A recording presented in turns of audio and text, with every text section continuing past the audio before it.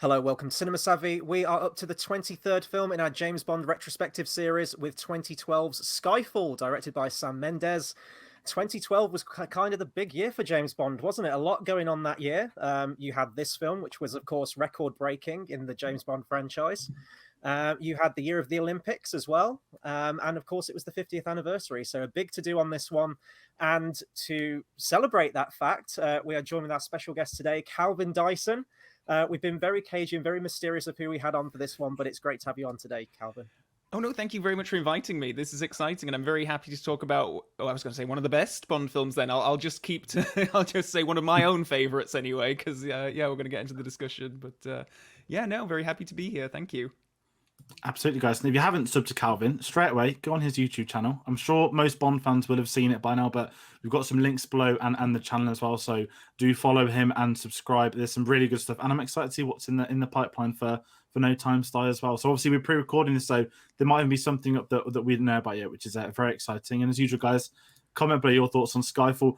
I don't want to say this is a controversial one, but I think there is obviously voices that have risen up over the last 9 years about this. So it's going to be a really interesting video tonight. Obviously, we'll be kicking off shortly with some of the points, but I've been excited for this. Like so many others, there's so many fun ones coming, and I've been excited to hear everyone's thoughts on this since the very get-go. So hit the subscribe button. We've only got Spectre next, but then we've got so many other things, including the James Bond quiz, which is coming this Thursday, the 23rd of September. We keep forgetting about that, and our tier list video came out last week. The time recording is not out, so as you can tell, it's very awkward pre-recording these videos sometimes. As we said, Spectre next Tuesday as well, as we get closer to No Time to Die. And we have a Cinema Savvy James Bond shirt on TeePublic, link in the description below. It's going to be up for 24 hours only today, so check that out in the description as well. We'll have more details as well. We'll put it on social medias. But I think that is everything. And as always, with these films, we cook off about first-time memories. I think the more modern we've got, for most people, we've been alive. I've been the younger one on the channel, but it's reached a point where there's more and more each time we get through these. And talking about first time, I'm going to actually skip first time mentioning Skyfall. Can you guys remember the Bond 50th hype before the film came out? I think that's a really good talking point because I was absolutely on it. But I'm going to jump to Calvin to start with.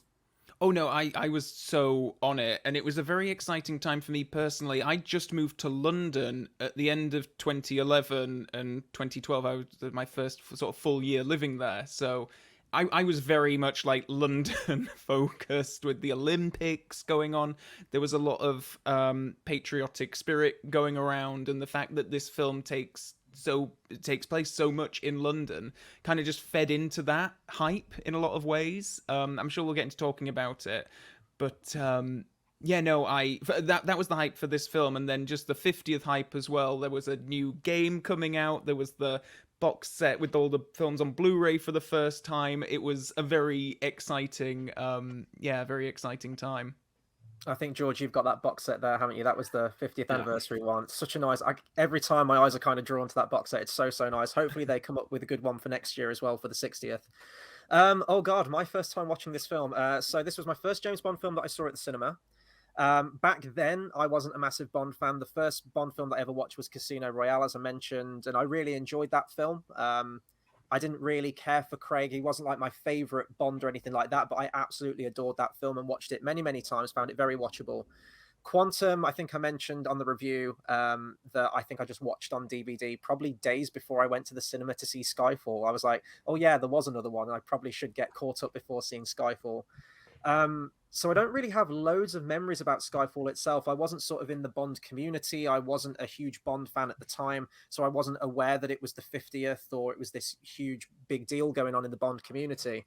I was conscious though when, I mean, the box office figures speak for itself, but it was not commercial, that's not the right word, but sort of, you didn't have to be a Bond fan to appreciate this film. It seemed like a big to-do just in the movie world of things. You know, a lot of people, even casual film goer, a lot of people were talking about Skyfall, going to see Skyfall and seeing it multiple times as well. So I guess I was part of that crowd more than anything. Even back then, I was still sort of like watching the major releases and everything like that.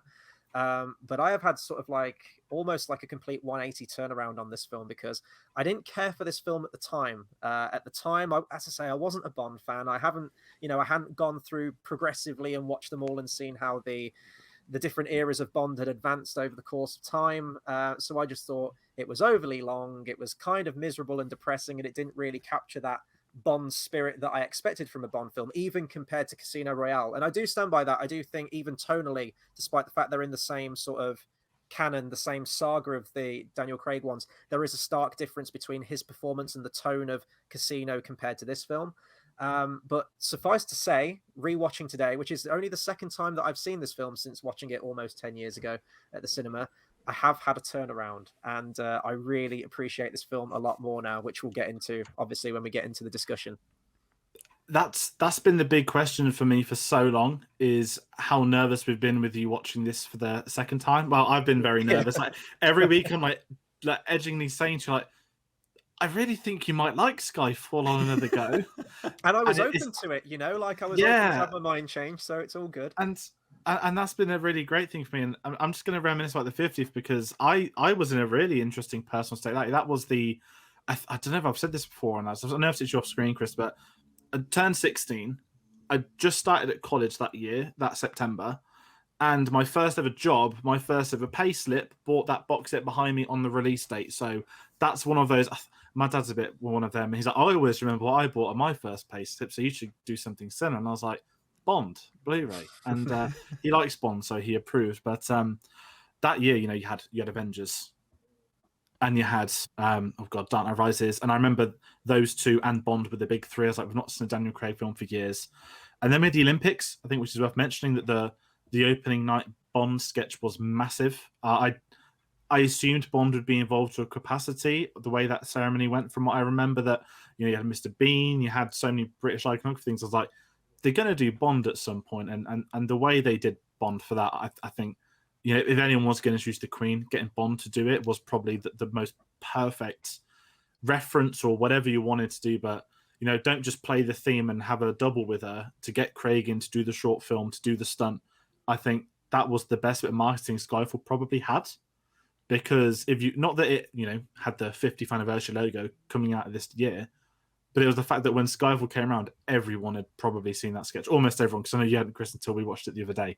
Yeah. But yeah, the 50th anniversary, even 007 Legends. Speaking of ages, if anyone remembers Love Film, we used to rent games off there, and I'd never knew it for years. And my friends like, if you empty your list and put one game on, you'll get the game on release day. And I remember get so hyped for 007 Legends, and I put the disc in and I played it, and I hadn't seen License to Kill at this point, and I remember going, this game's a massive disappointment. I know Calvin's a really good review on it. I watched it recently, and I remember loving the online, but I would have been traumatized if I'd waited for a game that long and it was that bad. And looking back, it is terrible.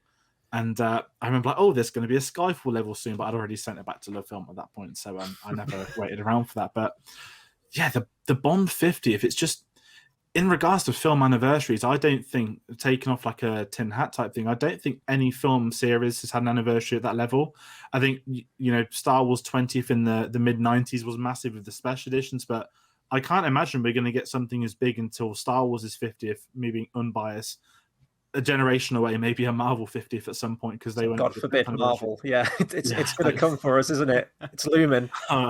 They'll be on like film 100 by then. But Christ. But that's the weird thing with things like that, is because there's so many of them. I guess it becomes hard for them to celebrate any kind of anniversary. Whereas with Bond, it's like, I mean, I know that it is we're coming up to the 25th installment in the film series, so it's it's had a good long run. But it does feel like they make more of their anniversaries. Like you guys were probably too young to remember the 40th anniversary for Dine of the Day. Like I remember that being a huge deal as well, with like TV specials, and there were exhibits going on and that kind of stuff. I just know from watching archive material, I think it was the 25th with the Living Daylights.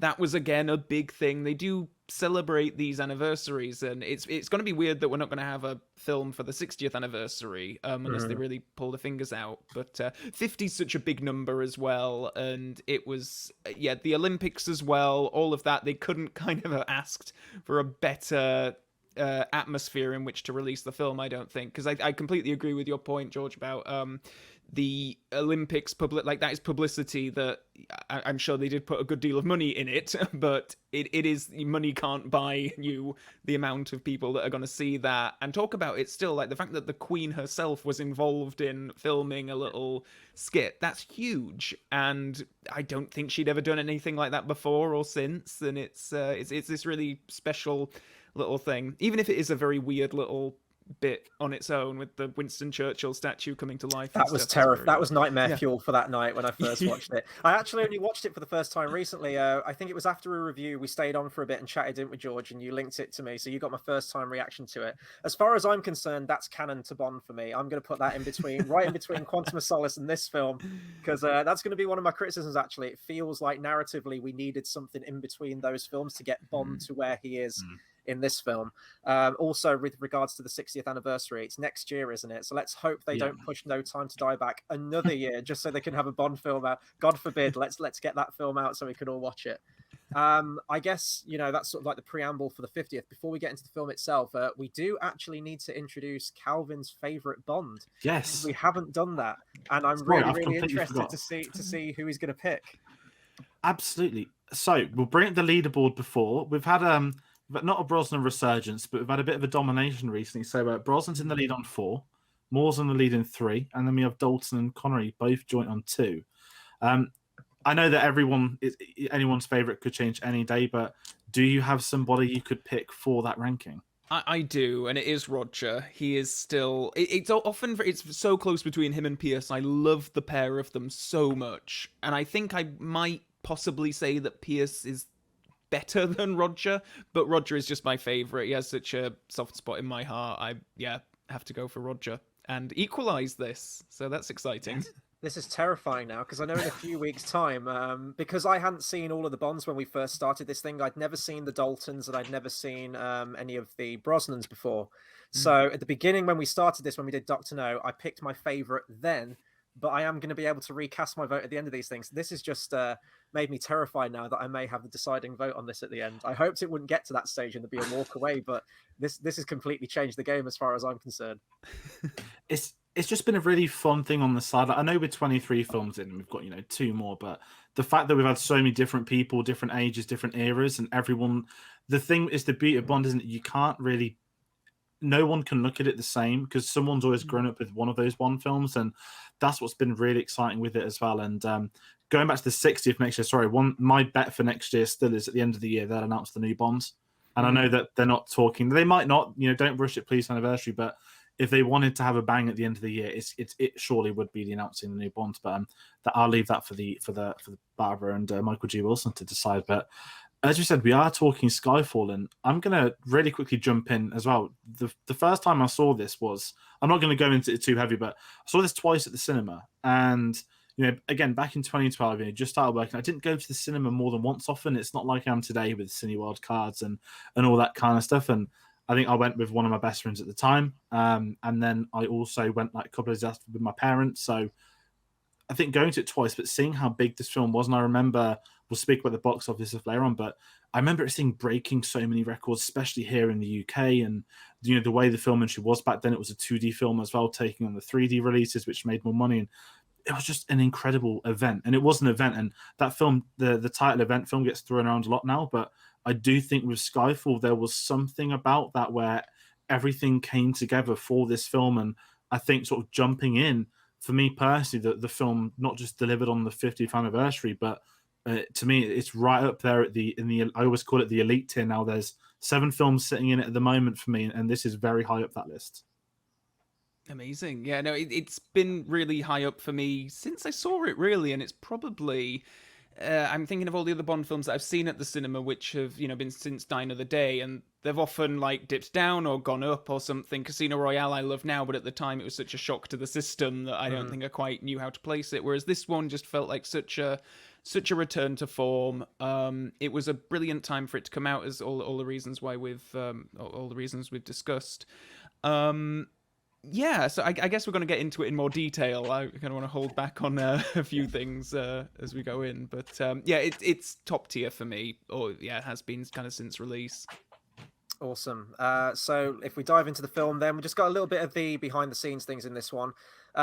Most of these films have something to do with it. I think once they got over the initial MGM bankruptcy thing, which is kind of massive and a very, very scary deal. So they waited until they got all that ironed out before starting production.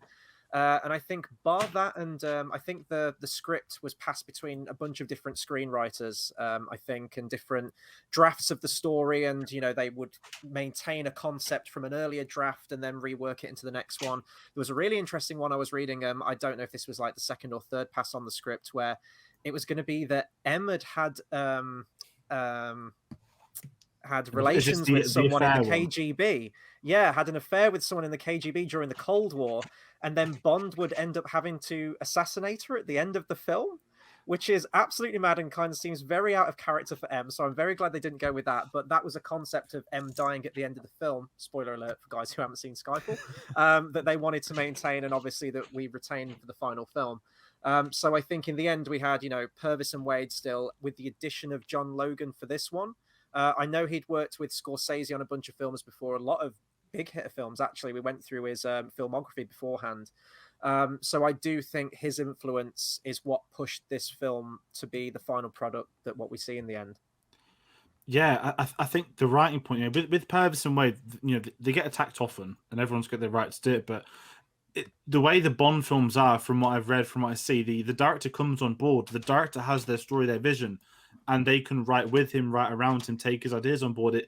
It doesn't feel like I'm not criticizing Marvel by this, but, you know, some films are made by committee. Yes, those screenwriters are on board.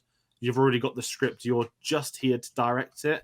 Whereas I think certainly with the Craig era more so than the other eras, I think you've had the point where they're going. I mean, to get Sam Mendes on a Bond film as well. I've seen a few of his films more recently. Wrote a petition for the first time, and you know, his background isn't action. It's not Bond. Obviously, he's worked with Daniel Craig. I think is the story that Daniel Craig was drunk at a party and said you should direct a Bond film, and that's how it ultimately came to be, which is also incredible.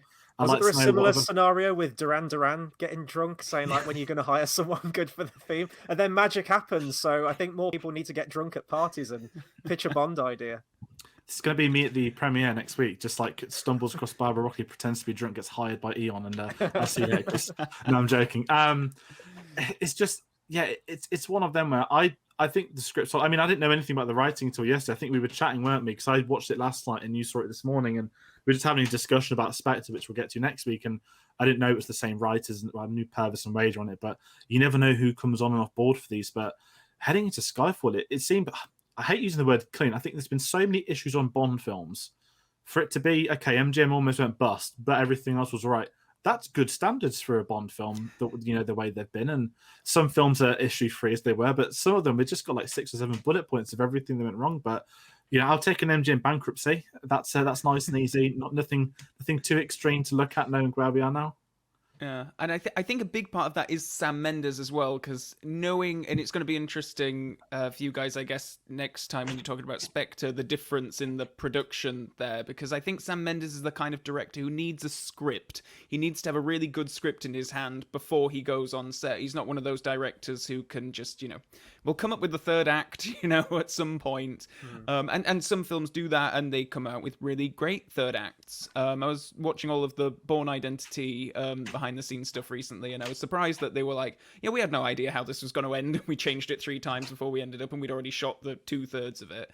So I think a part of that was Sam Mendes, his insistence on having those things, because I think he was a big get for them as well. Like, I think the 2 previous directors, Mark Forster, who's gone on to do stuff now, and Martin Campbell, obviously, from GoldenEye beforehand, but they do have a tendency to go for some sort of more workman-like directors. Nothing wrong with that either. Like, I think if you have someone as good as Martin Campbell making your film, that's great. But Sam Mendes is a bit more of an artisty kind of director, and he comes from the theatre, as you said, quite arty. And there's also that story where Daniel Craig called him up when he was offered the job of James Bond, and Sam Mendes told him, don't take it, it'll be terrible, you'll be typecast and all that kind of stuff. And then a few years later, he's there asking him to direct one at a party, which is pretty funny.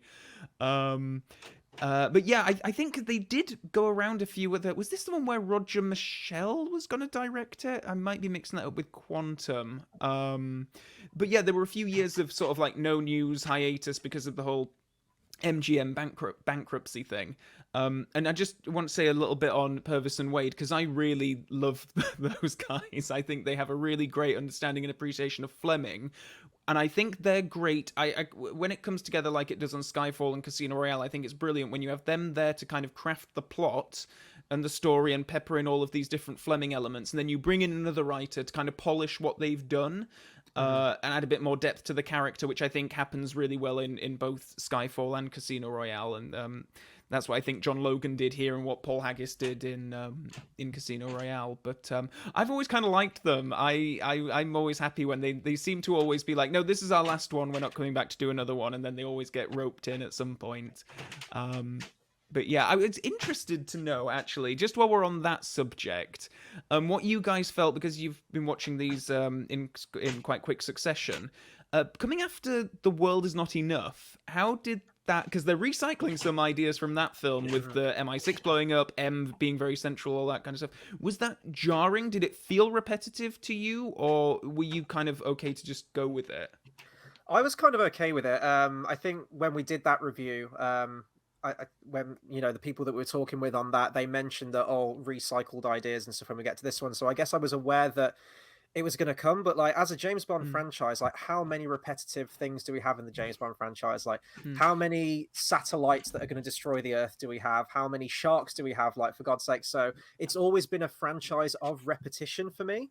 So like MI6 being, bombed or attacked or something like that, it's not really a problem for me. And I think we've had enough films in between, despite the fact that we've been watching these in very quick succession compared to, the years that were spread, between these films. It didn't bother me with this one. And it feels so intrinsic to the story for this one. I guess sort of like off the back of the director as well, who is, comes from a drama background in terms of the films he makes, American Beauty, very artsy film, Road to Perdition and Revolutionary Road, which is like a romantic drama film. This film feels very small scale when you watch it compared to a lot of other James Bond films in terms of there is action in the film, but it feels like it feels like it's propelling the plot. It doesn't feel like it's in there to meet a quota. So at the same time, it feels very small scale, but also it kind of shocks the franchise to its foundations, really, with the stuff that actually happens in this film and how subversive it is, and how different it is. So no, I didn't have a problem with them using that similar element to it. I think another thing is dialing up M's importance as well, which I think they started to do with that film, with The World Is Not Enough. But I think it just elevates it in this film. So no, nothing felt out of place. Everything felt perfect to the story they wanted to tell for this film for me. Yeah, I'm in the same boat. You're right. You're just bang on with the repetition stuff. I hadn't really thought about the words. If there were moments when I thought, oh, MI6 is blown up, but you take the two films. I'm not going to criticize World Enough and love it, as everyone knows, and that's the first one I saw. But Convenient Bomb, that's just enough for the speedboat. And I'm not doing plot holes. I don't care about that. But it's like you watch Skyfall, like, no, that's just a legit bomb that went off. Like, that looks like a terrifying explosion. And I'm not criticizing that World Enough is to get to an action scene, but I certainly think the ideas were there, not necessarily to be refined, but I always jump back to Furio's Only. I'm sorry, people in the comments, but that's one of my least favorite Bond films. And I said at the time, it's poor man's License to Kill. And we got to License to Kill, and I kind of echoed it again, saying this is License to Kill to me was quality. It's what Furio's Only wanted to be. And I don't think Skyfall's like a better version of The World Enough, but I see the comparisons that we're bringing in some elements from it, but it's going to be handled different. I think, had this film have been saving the world oil pipelines, because we did get pipelines in the last film, of course, as well. And it's one of those where I don't mind a purpose. I think, as you said, they're good at what they bring in. I think it's all about the ensemble and what the director wants to do with it. And I think that's why it works. They've done, two different Bonds, I guess you could argue, and so many different stories. But even with the M stuff, the trajectory of Daniel Craig's M relationship is so maternal. And I think that's naturally built across Casino and Quantum. And you get to Skyfall, and I'm not saying you expect it, but if, I don't know this fully behind the scenes, but if this was the case with Judi Dench saying, I would like this to be my last film, damn right you go and make a film based around Judi Dench, because she is so good for this franchise. And I think that's where I feel with it, that I do think Sam Mendes was the perfect director for that 50th anniversary. As much as anniversary wants to be a celebration of the franchise, and you can go back to the roots, you can have an action film or an over-the-top save the world, but why not give us something different, which is I think we got. And it feels that not just a big point in the Craig era, but it also feels like a reflection on Bond as a franchise, the 50 years type thing. And it comes up third in the credits, right? You get the gun barrel, then you get the 50th logo. It's not at the bottom, it's at the forefront. And the M stuff in this, I can't wait to get to, because it's such an interesting app. But I think because I've grown up with the wasn't sort of and that era after, I'm used to M being in the limelight. Whereas to some people, I'd imagine that maybe grew up pre-Judi Dench when she wasn't in it as much, might have always seen the trajectory of the M character come in quite differently. It's a really interesting question, actually. I don't know why I'm asking it myself, but yeah. I guess that's that you can kind of view the Craig films in their own bubble, like it's its own continuity. So yes, you could argue that there's similar elements, and obviously the same people involved with it in terms of the screenwriters, but we get Blofeld in the next movie, which you could say, oh, well, that's a rehash of some of the older stuff as well, bringing that character back. But this is like its complete beginning, middle, and when we get No Time to Die, we're going to have an end to it as well. So despite them utilizing similar things, I always view it in its own bubble and completely separate from everything else in the continuity. So I don't mind that we have a similar element of something happening within this new continuity, essentially, because it's the first time that it's happened within Craig's Bond, essentially. So it still feels like a big deal when that when the explosion goes off in the film. Yeah. Shall we talk about the credit scenes? I can't wait. I'm going to talk about the MI6 explosion a bit, because I've got I feel like I'm going to keep making digs at the world, and if I'm really not, because I love that film so much, I'm going to preserve it. As always, we jump in with the pre-credit scene. I've got to mention this still throws me. Not Crawl, wrong franchise, not Star Wars. No gun barrel. This is where all the Bond films are. I didn't know they made it 3 films in without the gun barrel at the start. It gets me every single time. So hopefully this new film corrects that. But yeah, I think hopefully we'll find out. I've got trust in them. But the pre-credit scene, I mean, this is the one I think we all knew off the. Again, when you've known the films, you remember the marketing. I remember the trailers, and I think we always knew this was going to be the pre-title sequence, the Istanbul chase. Of course, ending with Bond getting shot in the chest. Now, I'd never thought of this, not too highly, but I never thought of this sequence as this. I've always had the wasn't enough right up there for me, and Die Another Day, as I keep reminding people. The Brosnan credit sequences for me were superb, and I love Casino Royale. It hadn't dawned on me how good this opening title sequence was. The fact that there is stakes to it, take away the fact he gets shot at the end. This isn't just like a mission he's already on. This is like the fate of the Secret Service, and of course it's going to go on to influence the film. But I was kind of really pleasantly surprised at how much I enjoyed it. I always remember it being fine, and I liked it, but it's a quality action set piece, and it covers everything you want. And the big criticism I had of Quantum of Solace is that in that film, essentially every scene you end up with an action scene, which it can be fine in action films, but really with Skyfall, there's 3 big action set pieces, and one of them needs to be that pre-title sequence. And I think this delivered with it. You're involved, you understand what's going on. I think it sets up M's storyline perfectly. I think this is low-key one of the best pre-title sequences in Bond, and it's really grown on me in the last day. And I really want to rewatch Skyfall again already, but I'm really holding off till the Craig era is done. I completely agree with that, and I feel like, particularly seeing this in the cinema, like you mentioned the Brosnan pre-titles there, which again I love as well, all of them. They really kind of mastered the whole, making this little 10-minute bit of action. It almost feels like a short film in its own way at the start of it, even though it would have consequences for the story later on. The first 2 Craig films don't really have that. Like Casino Royale has its own kind of strange opening that works. I think it works really well.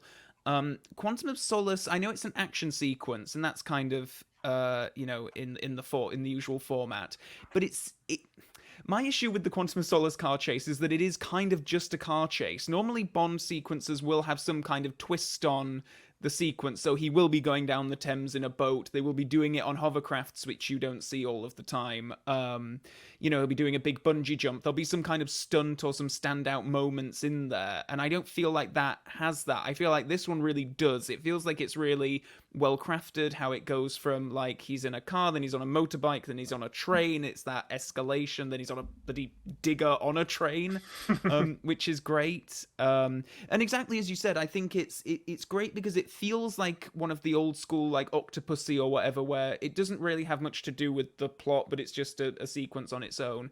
It feels like that we're just going in with him at the midpoint of a mission, but the fact that it has important consequences later on, and it is like a real setup for that, both plot-wise and character-wise, obviously climaxing with M saying take the bloody shot and he's shot off and into the water.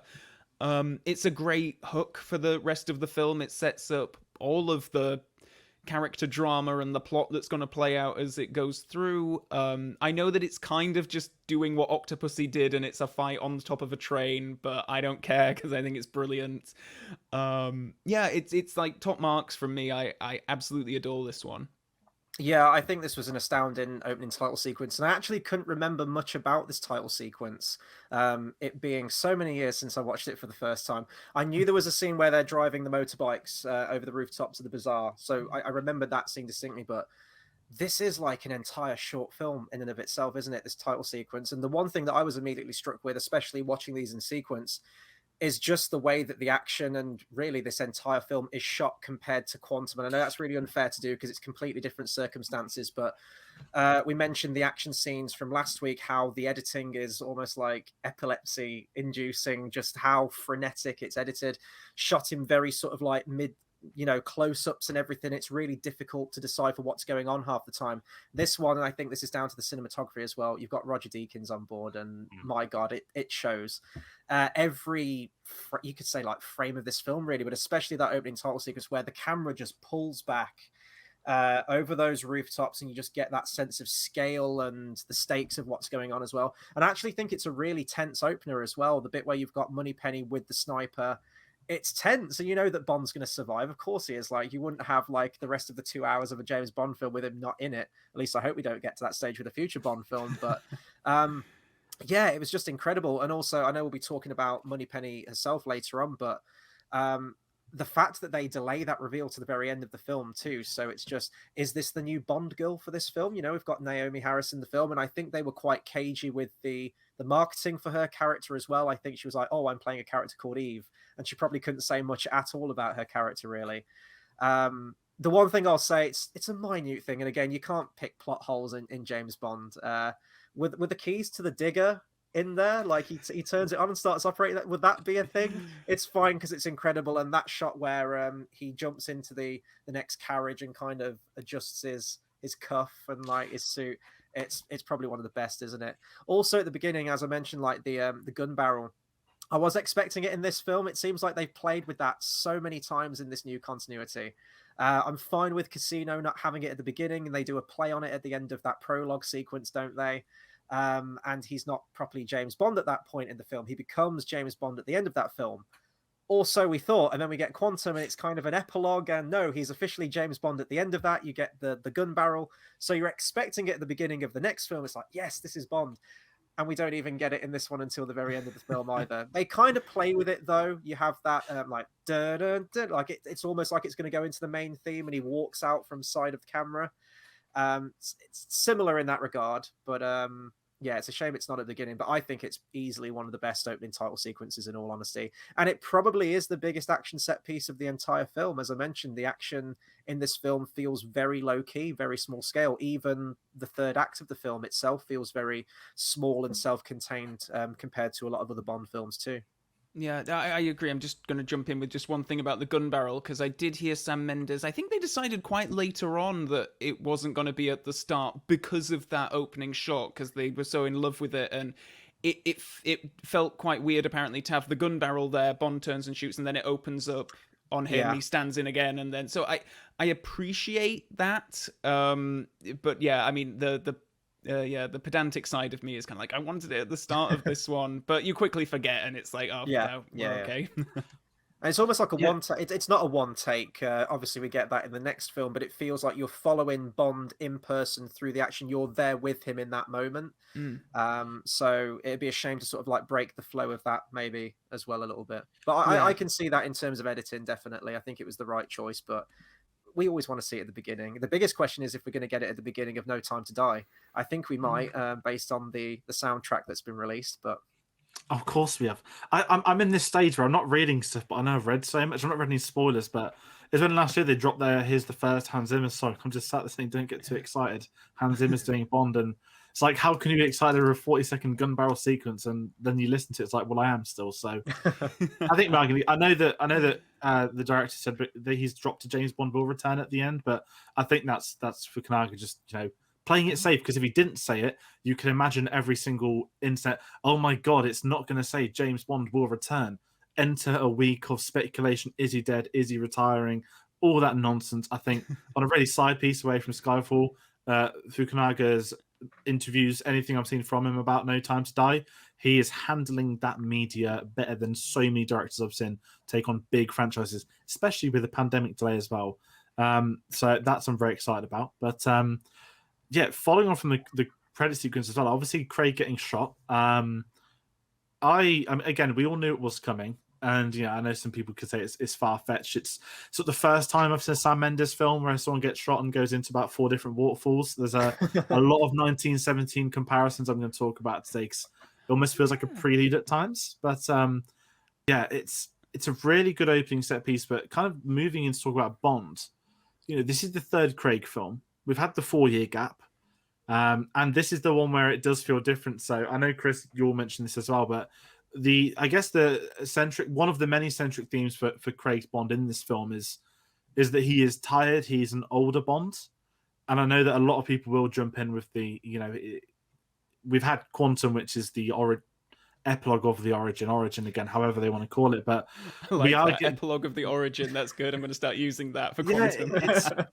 It's Quantum, just one of them where I got a bit tedious on the video for it, but it's when you realize it's essentially not the same film, but it's the same arc all over again. But this is like his Craig in his prime, but it's not in his prime. He's been shot and he's been drinking for 3 months, and I don't mind it, and that's because maybe I'm going to rant about it in Spectre next week. Because I always went into this with the 50th anniversary, I've been rewatching the films leading up to this as well, and it's a lot harder now to see it in sequence. Be like, we didn't get the in prime Craig, I'll call it that, because he kind of gets into his prime at the end, I'd argue. But I always saw this as a reflection of the 50th anniversary, that our Bond's tired. I was like, oh yeah, you've been doing it for 50 years, of course you have. Obviously not in sequence, but I always saw it as that concept that Bond's been around for so long now. It's one of those, and looking at it in today's lens, sort of 9 years later away from the anniversary, that is something I feel that there is a missing film. As we always say with Dalton, there was a missing 3rd film. I think for Craig, you're missing the 2010 slot. Now, I love this film. I've never played James Bond Bloodstone, which I know is a mission. It's good. Whether that fills the gap, or, as we said, the Queen stuff as well. I think in regards to what they do with his character, like so many characters, I think he's got about 3 centric themes in this. But as the tired old Bond, it is very young for, I think, Craig's Bond to be doing it. But at the same time, I think he would have done that better than most Bonds before I hide in cover. Who's the tired old Bond? I think only Craig and Dalton could do that, in all honesty. Yeah, I agree with that, actually, and it just talking about 007 Legends again, because I think it's quite interesting how that game, the start of that game is we see a cutscene of Bond getting shot and falling into the water, and then the game itself is Craig in Goldfinger, License to Kill, Die Another Day. He goes through all of these other Bond films, and then he wakes up at the end and you have the Skyfall missions. The implication being that between Quantum of Solace and Skyfall, Craig's Bond has experienced all the things that the previous Bonds had, but obviously just not on a linear timeline. But, he'd been married and all that kind of stuff. They seem to have moved away from that quite a bit now with Spectre. It's very much that, Craig's continuity is this clear, it is this clearly this separate thing. That went some way, that video game, and I know it's tough when you talk about what's canon in Bond, but that game did kind of fill in that gap for a bit. Whereas now I can appreciate that it would be quite jarring because he has gone from being a rookie agent pretty much to, you know, a bit over the hill. I think that this is Craig's most Fleming performance, which is what I appreciate most about it now. And I think this only really occurred to me recently, actually, because I did a video recently on my channel ranking the Bonds in terms of like how close they are to the literary creation. And Craig's pretty high up, and he nails kind of different moments in each of his films. In this one, he really nails the whole kind of Bond being a bit of a pathetic, he's, you know, all the malaise and all of that kind of stuff, because there is a lot of that in Fleming. He is quite moody, and when he's like on the beach at the start of the film and he's going and drinking and just depressed and all that kind of stuff, you really do feel like, oh yeah, no, that is Fleming's Bond. That is exactly what Fleming's Bond would do. I feel like in Spectre, his performance there is kind of your classic cinematic Bond performance where he's got one-liners and stuff. I feel like this performance is very much his Fleming Bond performance, whereas the previous two kind of feel like they're prequel to Fleming's Bond. And this is him, which I get a lot out of. I actually quite like his performance in this film. This is where I'm kind of torn, because I think as a film, as a piece of drama, in terms of the writing, their intention, what they wanted to do for the story and the places they wanted to take the narrative, his performance is fantastic and it's consistent with that, and it doesn't feel out of place to that. This is like just my own personal enjoyment. I like when Craig is allowed a little bit of levity. Now, he's never been like the laugh out loud Bond, you know, he's not the Roger Moore kind of character, and he never will be. Even compared to Connery, he's not that either. He has been a more sort of straight-laced, somber Bond, but this one did feel like it dialed that up to 11 more than anything. And I think that this film is what a lot of people latch onto if they are more critical of Daniel Craig's Bond. I think they go, oh, he's never smiling, he's always miserable, he's always dour and depressing. And I think the tone of that came in more from this film than any of his previous two.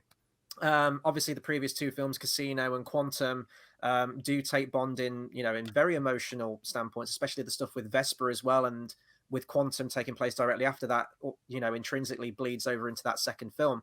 But he still had some quips, and he still had those moments where you are like watching a superhero on screen. It's like, yeah, it's Bond, he's doing something cool. And in this one, you've kind of got the washed up Bond. Pretty much like as soon as you get that opening title sequence out of the way, which does feel like a Bond in his prime, you're then kind of thrown into this very moody and out of the game Bond, enjoying retirement, as he seems to want to do for every subsequent film that comes out of this, especially Spectre. So it depends what you're looking for in terms of Bond. As I say, in terms of the actual writing of the film, that is intrinsically what the story is. And thematically, how Bond's standpoint of how we see him kind of washed up has been almost, that links in so well with the villain as well. So there's like a beautiful synergy going on between the character of Silva that we'll get into, and especially M, who's sort of at the top of this triangle, almost sort of puppeting both of them, or has puppeted Silva too. So I think it's really interesting and very well written what they do with Craig in this film. You just don't get that sense of heroism that is so intrinsic to Bond, for me at least, which is a little bit of a shame. But, a lot of films do this as well, even more modern films. You've got Luke in The Last Jedi, you've got Johnny Lawrence in Cobra Kai. You could even say Rocky at some points as well, when they start the film completely out of the game, or they're depressed or given up, and then over the course of the film they kind of get back to that hero standard. And I think this film does that in a way, but it does feel so alien compared to the previous two performances that we've had from Craig for me. And I noticed that a lot more in sort of subsequent viewings. And my only criticism of it is, despite the fact that I do think it's well written and well put together, it doesn't feel earned for this point in Craig's career as Bond. It's the double-edged sword of Quantum of Solace being so, a direct sequel to Casino, that you kind of have to package movie 1 and 2 together as one film. This is kind of narratively your second film, and he's giving up and he's out of the game. It's like, narratively, this needed to be sort of the third, like the fourth or fifth in a franchise. If this was towards the end of Moore's career, I could see that, because, time-wise in our world as well, we've spent a lot of time with this actor as Bond. And film-wise, this is his third film, but narratively it feels very much like the follow-up to, his origin, essentially. And we're not getting Bond in his prime. And that kind of really hurts me. It feels like narratively this should have come much later in the game, either by the time of Spectre or in real time by the time that we have No Time to Die. I don't know the course that Bond's character is going to go on in that film, but for a final film, it would feel more prevalent to have Bond really aged, really worn down by his job and wanting out by the end of his career, not his sort of like next big anniversary film, you know? So I'm kind of torn on it myself with this one. It does feel quite meta in a lot of ways, even though which is the thing that I kind of grappled with for a bit when it first came out, because it feels like it is talking about Bond as a 50-year legacy. It's kind of the franchise looking in on itself and, oh, are you relevant? And sometimes the old ways are the best. There's all of these themes going on in here about new and old and all that kind of stuff, which would maybe have made more sense for, you know, if Pierce Brosnan had kept on doing it and he was like a 60-year-old by this point or whatever. That might have felt more natural. But I agree. I like it still. I like what they do with those themes in Skyfall, and I like that it has all of this meta stuff in it about the franchise. But it is just a little bit jarring, and I think you summed it up perfectly there, actually, with regarding Quantum of Solace as like I think of it as like Casino Royale like 1.5. It's like, and Skyfall is the second true Craig Bond adventure. So it just feels like if Quantum of Solace had just been its own mission, and it hadn't been just coming on from Casino Royale, maybe this would have felt a bit more natural. But yeah, no, I completely agree with that. Yeah, there's a line from M in the film. She says something like, "We know the rules of the game. You've been playing it long enough." And it's like, yeah, but we haven't seen that. It's I guess he's been on countless missions in between those two films. It would have been nice to have seen some of them though, because there's the whole thing, show don't tell kind of thing. But I feel like you lose a lot not having seen those missions and that tenure of Bond in that time slowly getting more worn down as we proceed. So yeah, one more film in between, taking that 2010 slot, I think that would have cemented it for me and would have made me appreciate his character arc more in this one, I think. Yeah, and one thing I want to jump in with as well, with this kind of not moving on, but in the same manner of things, how many films do we see? I mean, Chris Dark Knight Rises will be the obvious one. I'll agree with you on this. Yeah. I'm finished. I've got a broken back. I can't do it anymore. You know, one quick slap of the back and you're Batman again the next day. I love the fact that a big thing of Craig in this film is that, okay, it's been 3 months, right? And he's been on leave, he's drunk, whatnot. But the fact that he doesn't just turn up to MI6 and just, get the headshot on when he's walking with the guns, the fact that he fails the test and they play up the fact that he is kind of finished, and the whole scene with Mallory, I can't wait to talk about Ralph Fiennes in a bit. And it's just one of those where I think his arc in this film, they do an incredible job with the arc. But it's right, it's getting the gap to it that, again, I can take it for Batman, and I know everyone's got their opinions split on that, but I really appreciate that he didn't just turn up. And I'm not going to criticize Diana for Day, because I do love it. Obviously, it's got its issues, but when Brosnan's been out of it for 14 months, and then as great as much as I love him, he has a quick shave, has a haircut, and he's already James Bond again. And it's one of those where I don't mind it in Die Another Day, but it would have felt, considering he was out for 14 months, not 3. It's one of them where I didn't expect to get this many Brosnan comparisons. Silva feels like small potatoes in this film, doesn't he? He says that he was in prison for 5 months. I was like, well, Brosnan was in prison for 14 months, mate. So that's nothing. It's one. I definitely think with his character arc internally to the film, and we'll get into M as well really soon as well. I think Craig's gone into this. I mean, I think I don't want to get arrogant to the notes here. The way they spoke about this film before it came out, I know it's every film's job is to market itself. It's a blockbuster. It's the best thing since sliced bread. It's the new one. It's a must watch. I honestly think they knew back in 2012 this is going to be the one. I think they, especially with the documentary that's come out, of anyone seen it at home, being James Bond, I think they knew the issues with Quantum, and it wasn't we can't repeat it, but I think the approach to this was it's the anniversary. We've got Sam Mendes on. We're going to make an incredible film, and this is going to kind of not be the peak of it. I hate using that term, but this ended up being the event, and we'll speak about the Dark Knight later on as well. But Chris, you text me saying, "Is this the Dark Knight of the Bond films?" And this is very much the one where I think this. I know we've only had one film since, but the public persona of Bond was always big, absolutely. But I think this is the one that pushed the box office to the next level. It's put the accolades to the next level. It's took the critical value of it. And I think this has pushed the franchise in an extraordinary way. And again, one film in 9 years since. So, No Time to Die, I go in their approach to No Time to Die. Yes, it's had all these delays, not just COVID, pre-COVID, but the way they've spoken about No Time to Die leading up to it, especially with Fukunaga coming on board, has had me on a level of Skyfall hype. And I know, again, they're successfully marketing the product to me. That's fine. I'll take that. But when it was Spectre, I was hyped, but I was hyped because it was Spectre, because Blofeld's in it. It wasn't anything else. It's following on from Skyfall. And a lot of the hype into Spectre was coming back from Skyfall. Like, now we're all back again doing it. But there's something about the approach to the films as well where I think they know. I'm not going to say, some films can market and it ends up being terrible, but I think the way they approach Skyfall, I think they knew they got it right, and it's really smug, it's really arrogant, but I think it shows, and I think it's the kind of the balls they have to say we're going to have a washed up Bond. Not many films would risk that, and it ended up being the most successful Bond film ever made. So there's a method to the madness, and in this case, it's a glorious way to do it.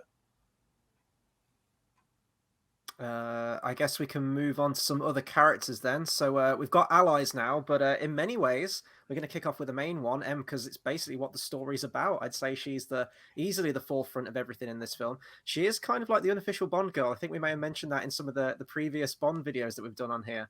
Obviously, Judi Dench, 7-film tenure as the character of M, and what a wonderful send-off. I think the way that I don't have a problem with their dialing her character up more in this film. As we mentioned, that was something that they, Purvis and Wade have started to do to sort of shift the focus, not completely away from Bond, but allowing some of these supporting characters, giving them a bit more meat in the story, a bit more to do dramatically. I don't know if Judi Dench wanted to leave behind the scenes, if she was kind of pushing to eventually sort of like, tip a hat and leave the franchise, or if that was just a story choice that they wanted to go with. But she's outstanding in this film. I'd say you could probably say she's the best one, isn't it? Just because she gets the most to do in this film. There's just more to say about her character. And I'm actually surprised it's taken them this long, really, out of all the previous Bond films, to have a villain as well that is sort of like the polar opposite to Bond. I always say like the opposite side of the same coin, Joker, Batman, and that's another sort of comparison that I have to The Dark Knight when you have Joker and Batman in that film. But to have that sort of master above both of them that has controlled both of them, and just to see how detached she can be, the fact that she does say, take the bloody shot, and she makes an awful call at the beginning of that film, which is beautifully summed up visually when she walks to the window and it automatically starts raining. I'm like, of course it starts raining, of course it would start raining. But, she's kind of beset on all sides. She's trying to deal with the mess that she knows she's made. Yeah, she won't admit it publicly, but she knows that she's messed up. You've got Ralph Fiennes' character and the PM kind of vying for her termination, essentially, to get her fired and to get her out of there and get someone new in, because she has messed up big time, sort of leaking this list of all the agents out there.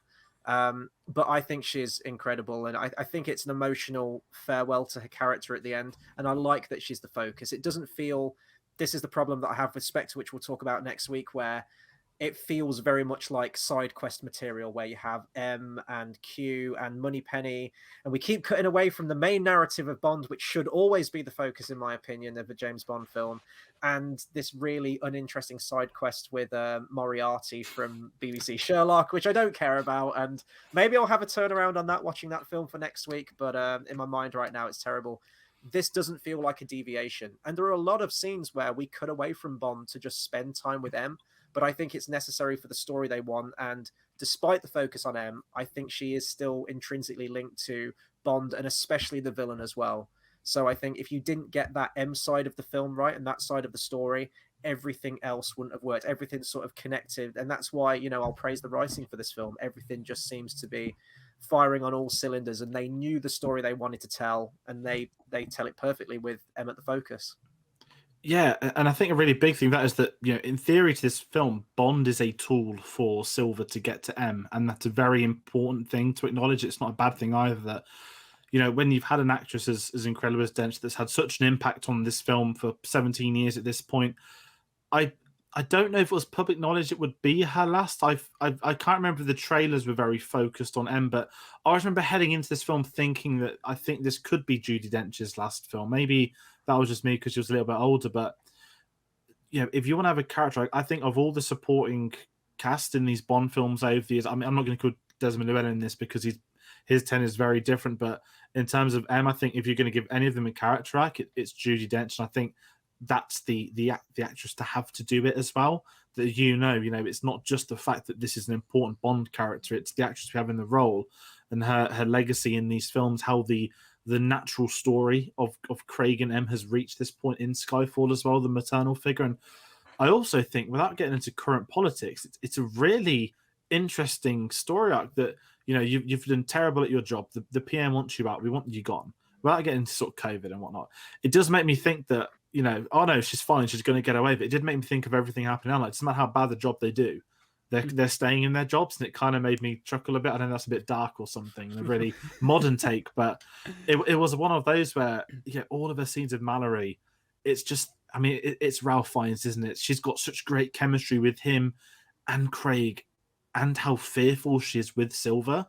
I think anyone that she interacts with, the character's been written well, but the performances surrounding it, I think, add to it. And when we get to the end of it, I love the fact she kind of has a theme. We'll mention it in the soundtrack, but it's an unofficial M theme in this film, essentially, with the sort of the brass instruments that come in. And I think it's earned, and I think it's a really interesting way to take the franchise. And I saw some behind the scenes tonight with Sam Mendes saying that the concept of this film is how the Secret Service is needed in modern day.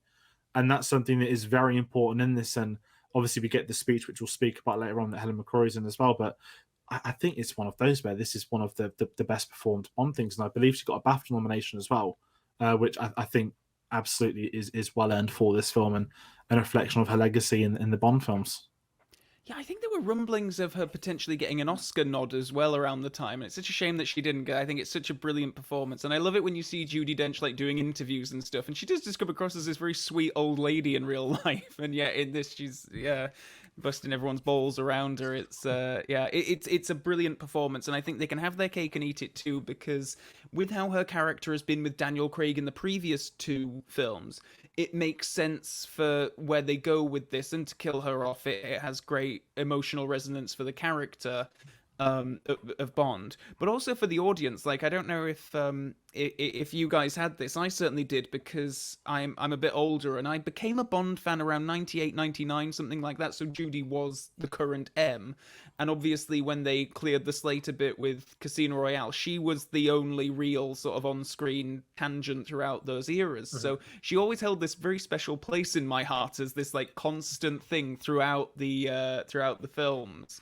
So to see her die, like, I definitely shed a tear in the cinema when I first saw it. I don't think it was publicized it was going to be her last one, so there was a bit of a surprise I mean, you kind of know at certain points in the film, you kind of get the sense of where it's going, because I think it's really well constructed as a film as it is, but you do kind of know that, okay, she has to die actually for this to have any kind of weight or climax. So you know it's coming, but you don't want it to come, and it's just it's really lovely. And yeah, I think she's brilliant. I think it's the perfect kind of cherry on. Well, it's not quite the cherry on top, because she does come back in the next one in a bit of a baffling cameo. But yeah, in this it's lovely. It definitely ends her tenure on a high note, and is the character on screen with the most seniority at this point.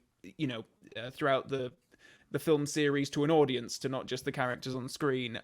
It makes sense to kind of focus on her. And I think, just to go back to The World Is Not Enough again, it picks up elements from that were perhaps not quite as well handled as they could have been.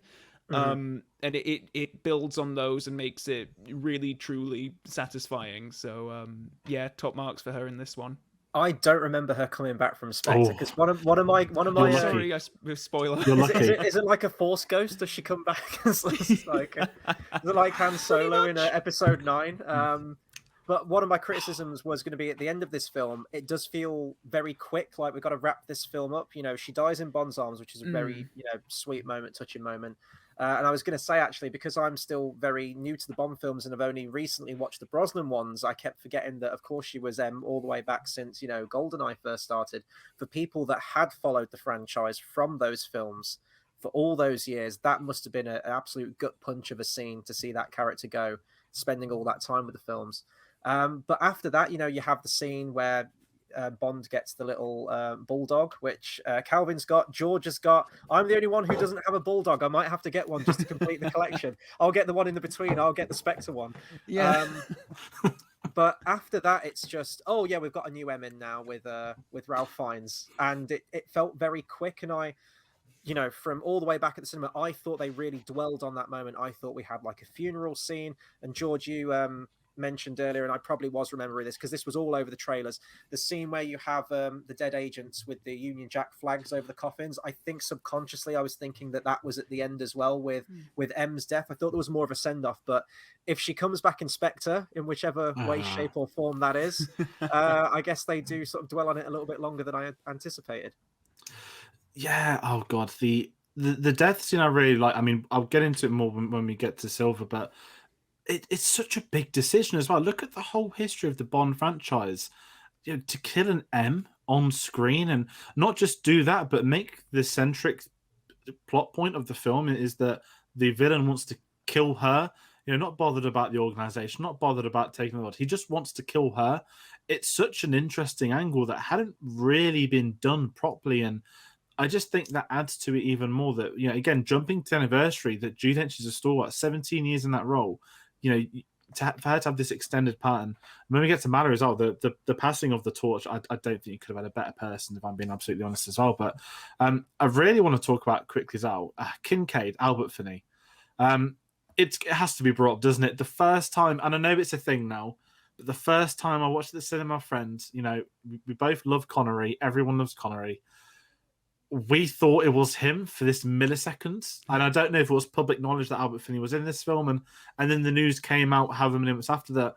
We wanted to approach him, but we thought not. And and now I guess with Marvel's What If, everyone's what ifing all the franchises in a parallel world somewhere. I'm sure we did get Sean Connery playing Kincade, but it's a side piece for this stuff. I like the fact it ties into Daniel Craig's youth. I don't dislike the character. I'm not a massive fan of the character. I just like the fact there's someone from Daniel Craig's childhood. But it also has some great moments for him and Judi Dench as the film goes on. But I just wanted to mention it because the Connery thing, I mean, it would have been incredible. But the producers are right.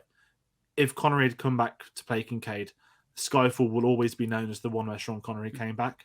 And I think, as beautiful as it be, I think they made the right choice not approaching him. I think he would have probably declined it as well. Yeah, I think so too. I think he was well and truly retired at that point. Like, he didn't come back for Indiana Jones, and given his grievances against Eon Productions, I don't think he probably would have come back for this one either. But I mean, it does, like you do think, I can't not think about it every time, because the Kincade is introduced coming out of the darkness. His first line is to say Bond, James Bond, like, because he sees Bond in front of him, and you think like, oh god, yeah, if that was Connery, that would have been his introduction, and maybe that would have taken you out of the film too much. I think it probably would have if he was running around in the climax. As it is in the film, I think it's a functional character because you need to have someone there to kind of explain to Bond, oh, well, this is where all of the guns have gone, we've sold it, and you need someone to explain to Judi Dench the priest's soul, all that kind of stuff. I think it's a functional character that you've got a really good, warm, naturally charismatic actor to come in and play, so we like him because he's cuddly Albert Finney and he's got the big bushy beard and he looks like everyone's granddad, and that's really nice. I think where I have an issue with his character is, and I love all the stuff when they're in the house and they've booby-trapped the thing and he's like, welcome to Scotland, and he shoots the guys. It's everyone loves that moment. Every time I saw this film in a cinema, that line always got the biggest reaction. It was brilliant. I think his presence kind of spoils the M Silva showdown with Bond as well, actually, in the chapel at the end, because he's just sort of stood there as an observer, and there's this kind of awkward moment that I'm pretty sure was done in post. I don't think they actually filmed it, where Silva like shoots at Kincade, but he hits the rock next to him, and I've looked at that quite a bit because I'm like, they did that in post. They didn't do that on the set. There's just something about the lighting and the effect. It doesn't quite work. And I guess they had to do it to sort of explain to an audience why he doesn't intervene and try to do something. But it takes away from the personal aspect of that moment. I don't think that Silva would leave Kincade alive there, but they can't kill him because the audience will react quite strongly to that, and then that will take away from the moment with M. So it's a bit of a clunky. I don't know if they'd have had a way to get him out of the chapel, go looking for something, or just not have him there for another reason. But the fact that he is just kind of stood there awkwardly, it's weird. It takes something away from that scene, I always feel. You could have had like the whole thing maybe a little bit cliched, granted, but you go on, I'll hold them off, and he's got his shotgun and he's got like 2 bullets left or something, he makes a last stand. I don't really see the point of Kincade's character, honestly. Like, I know that obviously you say he's a functional character, which he is, but I think you could have achieved everything that happens in the film with just M and Bond at the house. You know, it would give them more scenes to, you know, have dialogue with each other. Bond is essentially a one-man army protecting M, and it's just him on his own. I love Albert Finney, the late great Albert Finney. He is just an absolute, you know, national treasure. I think he's wonderful, but yeah, there's not really much to do with the character, and even down to what you just said, he is just stood off to the side doing absolutely nothing. And as we're talking about the character now, I was thinking, what happens to his character? Because I know he survives at the end. He doesn't die. So it's, I mean, he can't come back for No Time to Die. Did they explain in Spectre what happened to him? He just feels like such a random character. In an alternate universe, Sean Connery as this character would be absolutely wonderful. Could you imagine the Welcome to Scotland line said by Sean Connery with a shotgun? That might be like one of the greatest sort of like action one-liners of all time if he'd have played the character. But I think if you had have got him, the whole focus of everyone would have just shifted to, oh my God, Connery's back as like a Bond, you know, in a Bond film. You wouldn't have cared about Craig. All the Craig naysayers would have just been there in Connery's corner. You don't care about the Silva thing. You wouldn't have cared about M because Connery is right there on screen. So I do think it was the right decision not to have him. I think that would have shanghaied the entire final sequence, in all honesty. But I still want to see that, you know. It's not even a thing that can be deep faked, is it? Because Albert Finney, bless him, his body shape isn't exactly the same as Connery. But yeah, that would have been very interesting to see Connery in it nonetheless, I think. It would have been like him in the Untouchables, wouldn't it? Like the older, wiser guy. And obviously, he won't be racist in this, like in that film when he's coming out the door. But if it was Connery, maybe they would have got rid of Kincade. That's again a theory for elsewhere. I guess we have to get into the really big one, the MI6 crew. I've just put it here. We finally have a Q and a Moneypenny, and we'll get to a new M. But Ben Whishar's Q. Now, I've never seen Paddington. I know I'm a monster for not having seen Paddington 1 or 2. Seen the first one. My parents love them. And yesterday it was really funny. It was the first time they'd seen Skyfall since they'd seen Paddington. So the moment Ben Whishaw came, I was like, oh, it's Paddington. Dad's like, what?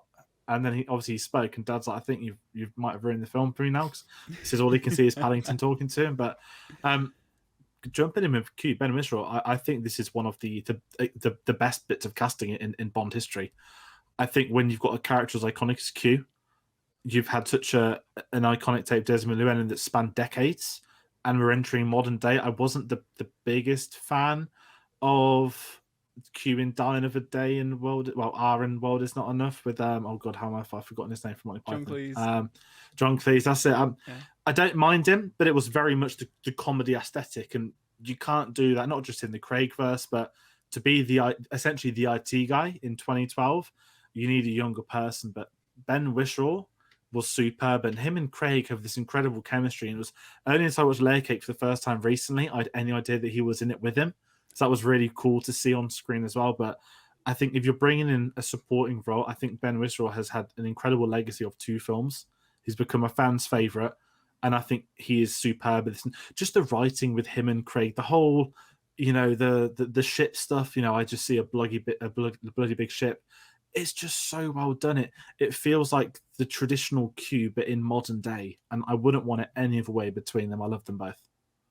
Yeah, agreed. I think it's exactly what you should do with it, really. Like, John Cleese was like another old bloke, whereas if you're really going to mix it up a bit, bring in someone new, as you say, he's the IT guy now, because it's, well, in this one anyway, they make the point of we don't really go in for the exploding pen anymore thing, which changes a bit in the next one. But for this film, I think he works really well, and it was just exciting again for like the first time in 10 years, like seeing this film at the cinema, that we actually had a film with Q in, that we actually had a Q scene. That was very exciting. And I love Ben Whishaw so much. I think think they do shoot themselves in the foot a bit with the casting of these MI6 regulars, in that they go for really good actors, which is potentially problematic for if you want them to stick around. I don't know if we ever will have anyone stick around for as long as like Desmond did for 17 films, I think he was in the end. Yeah. But he's like a jobbing actor. Like, he's just going to turn up. And I think they got lucky with Judi Dench, actually, that Judi Dench would turn up for Tomorrow Never Dies, for Die Another Day, where she's not really doing all that much, but she's got a few scenes and she's happy to come and do it. Whereas I feel like with the cast they've got now, I think maybe Ralph Fiennes would go on to do more with another Bond. I don't know about. I think Ben Whishaw has said as much as, yeah, I think this might be the last one for me, with No Time to Die. But I do love him, and I agree. I think he's become quite a fan favorite character, which is, high praise when it comes to filling the role of someone who was already beloved by the fandom. So that's good. Yeah, I think that's the big question, isn't it, as to where they're going to take this franchise post No Time to Die. It's going to be, are they going to continue the continuity of this film and continue some of the actors, even if it does feel like a complete shake-up in a different tone? I don't think they will, and I do think that is a shame that you're not going to have the same longevity with actors, with these characters, as you perhaps would have with the likes of Desmond Llewellyn. And it isn't a Desmond Llewellyn kind of relationship in this one, is it? Obviously, he's brand new to the branch. We get them introduced for the first time, and there is a little bit of that rivalry there, and like the banter between the two, which did bring a smile to my face, because there's not many funnies in this film, is there? Let's be fair. It is quite kind of a very straight-laced, serious film, even down to the gadgets as well. I did write that line down, actually, that you just mentioned, Calvin, about the were you expecting an exploding pen? I was like, well, yeah, kind of, a little bit. I still would like that, but I think in terms of gadgets, all we get, it's very straight-laced again, isn't it? It's a pistol with a grip, and that is in a previous Bond film, I seem to remember, one that's sort of like imprinted for his own fingerprints, or a grip or something. Is it in License to Kill, maybe?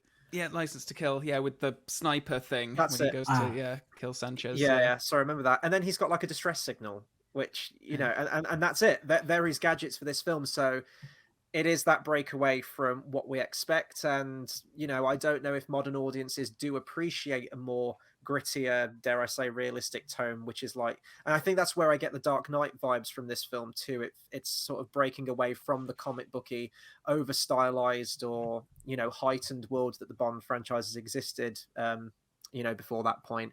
But I think Ben Whishaw, I think it makes sense. You don't want sort of like another old curmudgeonly character. I think it makes sense that he is almost like straight out of university kind of thing, like this young upstart. I think he mentions about like, oh, I wanted to so much for my career in espionage or something, doesn't he say, I think, and sort of like drinks his tea. So I think he's great. I can't really remember everything about his character in Spectre, but it seems like as the films go on, they sort of like poke fun at he's the IT geek, he's geeky, he's the nerdy one, he's the kind of wimpy character compared to Bond. So I'll be interested personally just to see how that develops into Spectre, because I can't remember how that relationship between him and Bond develops, and especially in No Time to Die as well, to see if they get some other great scenes together. No, definitely. And as well, Naomi Harris's Moneypenny, Eve, sorry, then becomes Moneypenny. Yeah. It was John Harrison thing, isn't it, in this film? Yeah, I remember this at the cinema, and I'm jumping in because they teased Eve a lot, and I think because of how much they marketed Naomi, I think is great in this film as well. I think she's in terms of representing the Bond franchise, she is there at all the PR stuff. I think she turned up to the Lego store when the Aston Martin came out. She has fully embraced the Bond heritage and what it means to be in it. And I absolutely love her for it. But I think the marketing pulled a blinder because they showed so many scenes, so with different costumes, and people can start to work out, is this person going to be in it for much or stuff like that.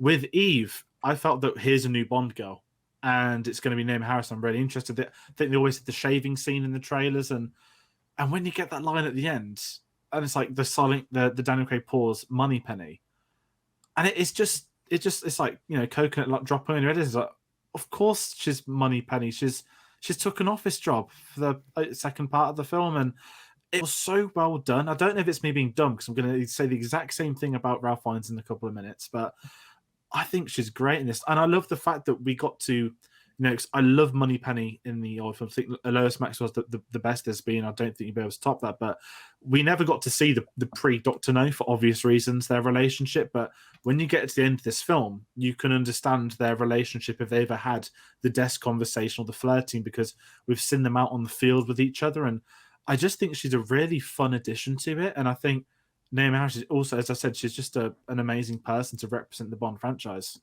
Oh, she's such a brilliant ambassador for the series. Like, I think before, I was going to say before his death, and obviously before his death, Calvin, Roger Moore was a really good ambassador. He was the one always turning up to talk shows and stuff and events, whereas Naomi Harris seems to be that person now, and I think she's fantastic at it.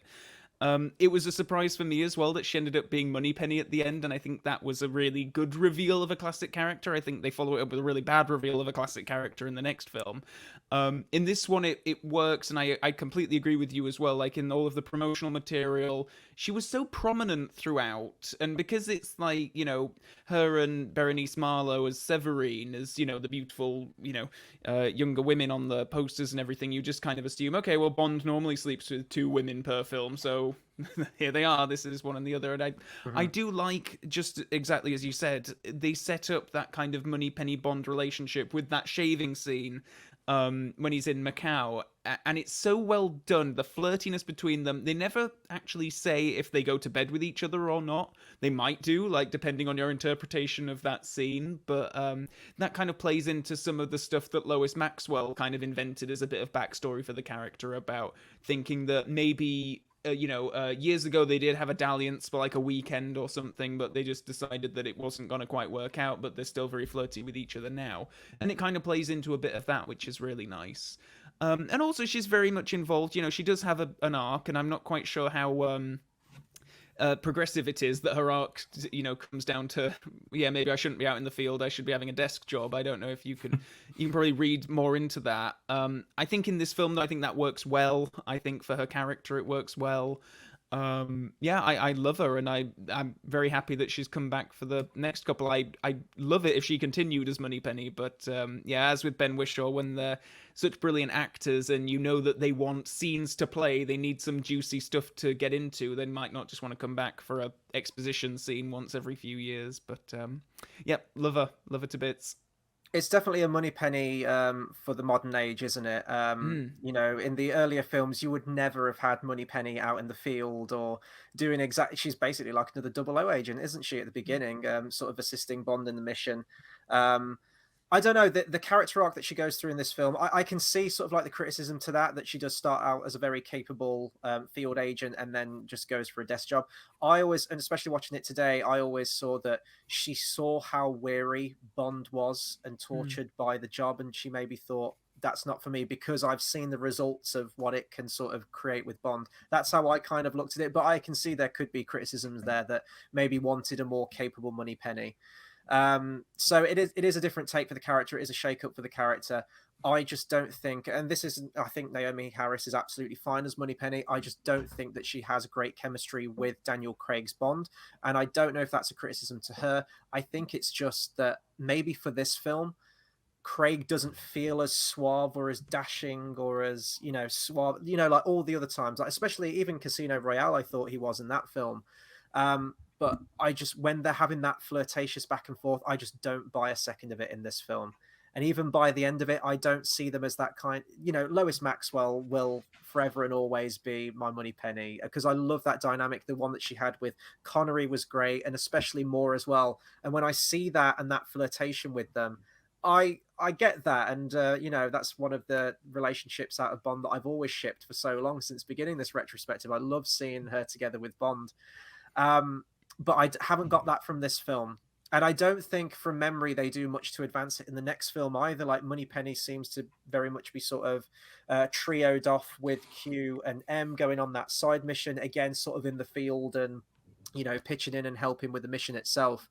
But the screen time that she has with Craig, like, I just don't buy it. There's something that's missing from it that doesn't feel genuine to it, I guess. I mean, there's quite a fun moment. I guess this was one of my one-liners, is where they're in Macau together, and he's going in for this new Bond girl with Severine, who we'll get onto, and he just takes his earpiece out and he's like, "I'll keep you posted," and throws it in the champagne glass and carries on walking. Like, I want no ears on what might potentially happen with this Severine character. But beyond that, I don't know. There's something missing between those two, and I don't know if that's down to Naomi Harris, if it's down to the writing, or if it's just down to Craig's take on the character.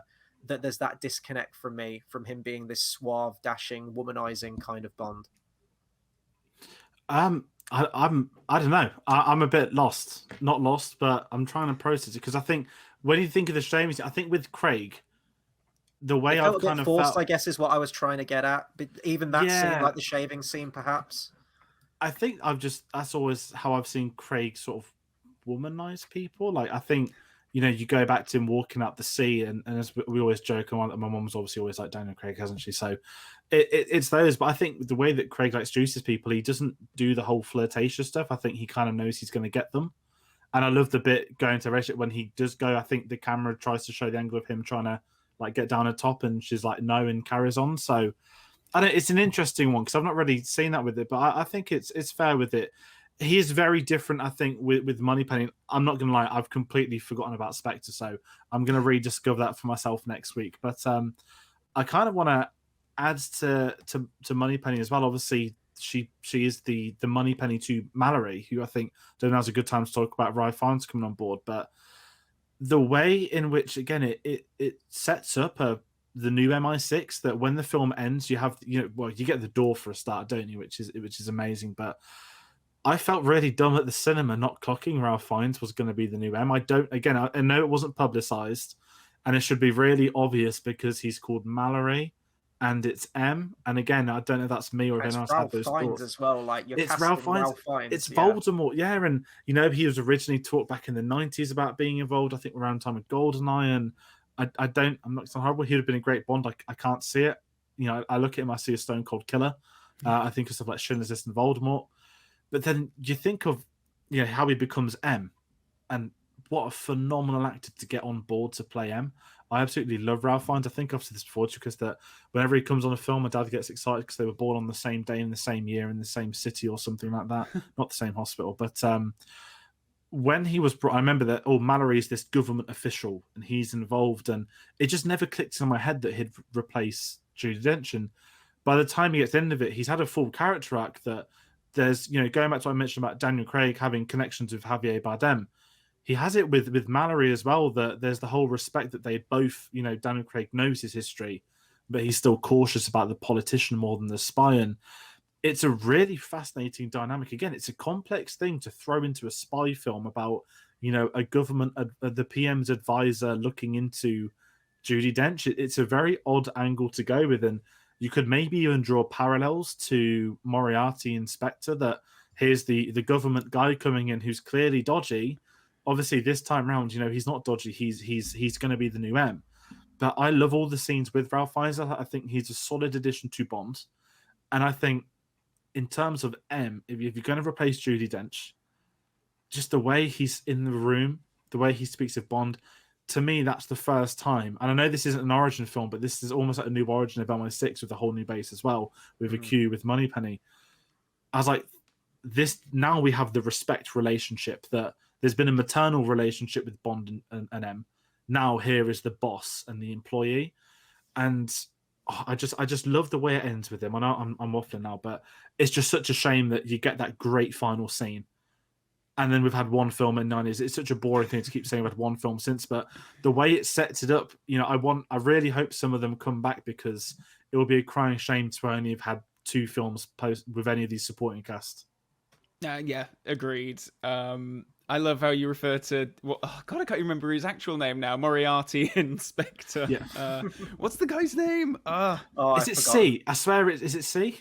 He's got a code name, hasn't he? I'll find it. What about the actor's name? I can't remember. I feel really bad. I always forget his name. Scott. Oh, it's Andrew Scott. Yeah, Andrew Scott. There we go. Yeah, but it's brilliant. I just kept thinking of him as Moriarty then.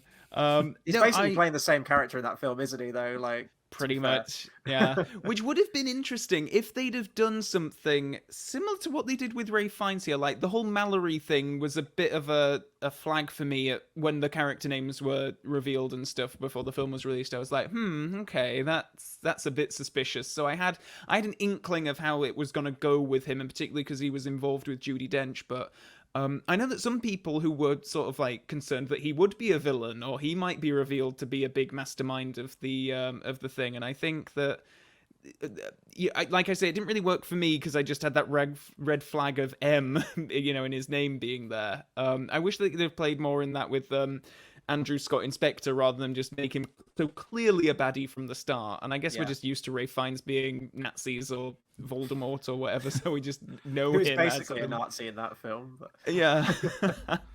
But as an M, like, I love that we have a film where they actually make a conscious transition of that role, because it's such an important part. And I know that when Bernard Lee died, Moonraker going into For Your Eyes Only, they just didn't recast the part out of respect, but they just said he's on holiday or something. They never said like, oh, he's died or we're looking for a replacement, anything like that. The fact that they're actually making something out of that transition, which I guess they kind of did in The World Is Not Enough with Q, but I just appreciate that from a standpoint of, we're not just ending a film. Because I remember, like, even after sort of Die Another Day, just constantly wondering, like, will Judi Dench come back for the next one? Because you never had that guarantee. Because, yeah, this might be the last one she's in, and next one they just get someone else in, and that's that. I like that we have that transition. It helps me like Ray Fiennes as M more as well, because I know that he has that level of respect with Bond. He saves M's life earlier on in the film, and he has a kind of arc with her. Like, he goes on a journey understanding the importance of espionage and spy work and all that kind of stuff. So that's really nice, and I think that's good, because otherwise we would have just had, the film ends and then in the next one we just have someone new who we need to establish then. It's nice that that's all established and it fits in narratively, it fits in with the themes, all of that. And then we have it there at the end, and then off we go in the next one. We can, be back to the classic setup. And he's a likable character as well. Like, I know what we've been saying about Ralph Fiennes, that he is usually typecast as villains, isn't he? Yeah. Maybe you could make the argument that he was playing the long game in this, and that he just wanted M's position, and he just wanted to, Silva to bump her off, and then boom, he's reinstated promotion. But he does always have her corner, like he says, like, I'm here to oversee the transition, and he won't say that you're being fired, but he's respectful about it, and you can understand that, he's got his higher ups as well that are making him do it, and he's not there to kick up a fuss or to like drag her out into the streets because she's messed up. He does have respect for what she's done. Even down to the hearing kind of scene as well, which I don't want to talk too much about in case, we have that as one of our favorite scenes. I definitely think that's one of the best edited scenes in the film, how it's put together. But you've got this really pompous woman who's sort of like leading the hearing, and she says, oh, well, forgive me for not putting out the bunting, but you've fucked up, Em, kind of, essentially is what she's saying. And he's like, oh, well, for the sake of variety, let's actually hear from M. And I like that he stands up for her and isn't afraid to step in. And probably my favorite moment with him is where you've got Q and Tanner, who are leaving a trail of breadcrumbs to keep the scent off Bond. And he comes in and he's you carry on. Like, I wasn't meant to see this, but you guys crack on. It's like, what if the PM finds about this? He's like, well, then we're all buggered, aren't we? Carry on, chaps, kind of thing. I love that he did that, and he has that respect for everyone. So he does have that intensity, though, and I think it's just that intensity that Ralph Fiennes just naturally has as an actor. He does command presence, and when you see him in that office at the end, you're like, yeah, I could absolutely see him being an M character and sort of chastising Bond when he needs to and trying to keep him on the straight and narrow. So yeah, I hope he does stay on, but I don't know if Ralph Fiennes is one of those actors that would stay on for multiple films. But then again, he did play Voldemort, and he was in multiple films for that, so who knows? The biggest question is going to be, are they going to cap off this continuity? And because we don't know that, we're just speculating at this point, aren't we? But I would like to see him continue. I think he's a very fitting M, and obviously the caliber of an actor that Ralph Fiennes is, I don't think you could. He's never going to be a Judi Dench, and he's not meant to be. He's a very different M. He's a very different style to him, but he still fulfills that role of M, traditionally as to what it should be in the Bond franchise. So yeah, I think he's absolutely outstanding. Definitely. I want to add, I love the fact when he does the scene in the room, he's like, oh, tell them to go up the A9. We know there's a lot more speed cameras up there that he's really involved. But I think the Voldemort thing is a big thing for me that not even Hope, but, you know, Voldemort, what? Goblet of Fire through to Deathly Hallows. Yeah. Didn't appear in the fifth film, one cameo at train station, duel at the end. He's an actor that can take small roles. He's an actor that can take lead roles. So I'd be intrigued. If anyone, you know, obviously we won't know until No Time to Die. But if any of that new cast were to stay, I wouldn't mind an M going into new continuity just because we already had it with Judi Dench. But then again, you know, we'll find out because none of us know how it's going to end, and it'll be very interesting. But again, it's just a shame that we've not had more from him because he's just such a fantastic addition to it. As you say, Chris, he brings presence to anything, any film he's in. You always notice Ralph Fiennes, and you're going to get something from him. Shall we talk? I mean, we always have the section for the Bond girls. I guess in this one, you know, M fills the primary role, but we've got to talk about Severine. I can't pronounce. Is it Berenice Mahale? I'm terrible with French accents. I think. Marlowe. Yeah, I'll take that. I haven't seen her much, and I remember leading into this film, she was all over the posters. You know, you get the amazing trailer shots, and she's probably one of the most tragic Bond girls when you really strip it down to his identity. And I really like, she's got this great chemistry with Craig. There's a very much a femme fatale going on, which I don't want to say we've not had it in Bond. We have, but there's something where it almost feels noir-esque when we first meet her and her character arc. But, and then this sounds terrible. I think that usually does it for noir, doesn't it? Get in a noir scenario, yeah. And the fact that she's acting, trying to stay strong, and the moment, you know, Craig mentions the employer and you get the hand goes. And that's when you know, and I know this sounds terrible, but the reason I think I like her so much is because of how tragic her ending is. And that makes me sound a bit sadistic, but I remember being at the cinema thinking, here's going to be the character we're going to get for the next 2 hours. Javier Bardem, just absolute, shot right out of the film straight away. And I was shocked because the marketing campaign had such a forefront. I guess that, internally opens the door for the Judi Dench to really take off. But I really enjoyed from what we saw of her. We didn't get her for a lot, but I think she served a very strong purpose in this film. Yeah, no, I agree. I think I think they use her really well. I know that the part gets some criticism because of how she is oft, some people think quite unceremoniously, and I can see why. I think it's perfectly done, though, how they do the William Tell, isn't it, with the thing on the head and they're taking shots and Silva just shoots her, and kills her. And I think you need that. I think she has to die in that moment because we have to see Silva do something really bad.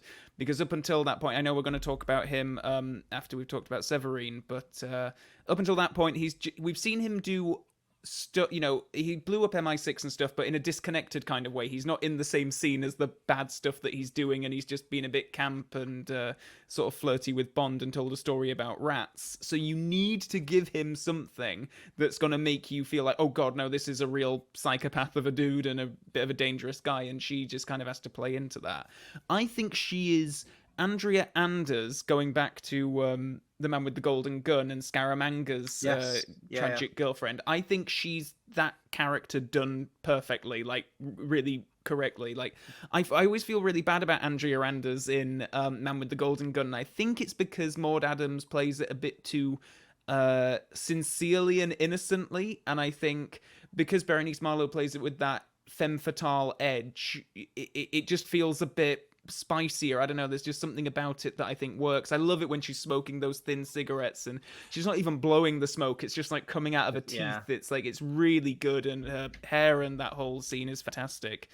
But yeah, I think she's very much in here so that we can get Bond to Silva, and it is a Bond film, so they need to have some sexy lady to put on the posters and whatnot. But I think that was something really good about the Skyfall marketing, actually. There was an awful lot of stuff in it that you were kind of not quite sure how this is going to play out. Like, normally when the promo material comes out, I'm thinking like Dine of the Day, actually, where like, right, okay, I know that's the Bond girl, that's the villain, that's the henchman, and all that kind of stuff. This one was a bit more fluid in the marketing, I guess. You didn't necessarily have all those roles pegged, which was quite interesting. But yeah, no, I think Berenice Marlowe does really well in the few scenes that she's in. Great chemistry with Craig, and I think yeah, Bond doesn't really have much of a moment to mourn the character. I don't mind that so much. I know the quip that he makes about it's a waste of good scotch. I know that rubs some people up the wrong way, and I can see kind of why. But I think it works for me. I think if I think the pace would suffer if we had to have a moment where he kind of mourned her in that scene. Yeah. I think it just serves the character of Bond and Silva in that moment just absolutely to perfection. Just going back to her character, I think it's also aided by, I mean, she looks absolutely dazzling in that scene, but the cinematography as well. That's probably one of my favorite settings in the film, just visually. When you get that establishing shot of it, just, my God, the lights and the colors and the reds and the yellows, it just looks beautiful. And I'd say probably out of all the scenes in the film, that is the suavest. It's like the casino setting. Anytime you get some kind of casino or gambling in Bond, it's automatic. Tuxedo. That's the suave scene, isn't it? And I love how she plays it as well. And even Bond in character in the film says, you act very well, and it's what a great setup for Silva as well. Like as soon as he mentions her employer, you mentioned the hand, and she's still trying to play it cool. Beautiful setup for a villain.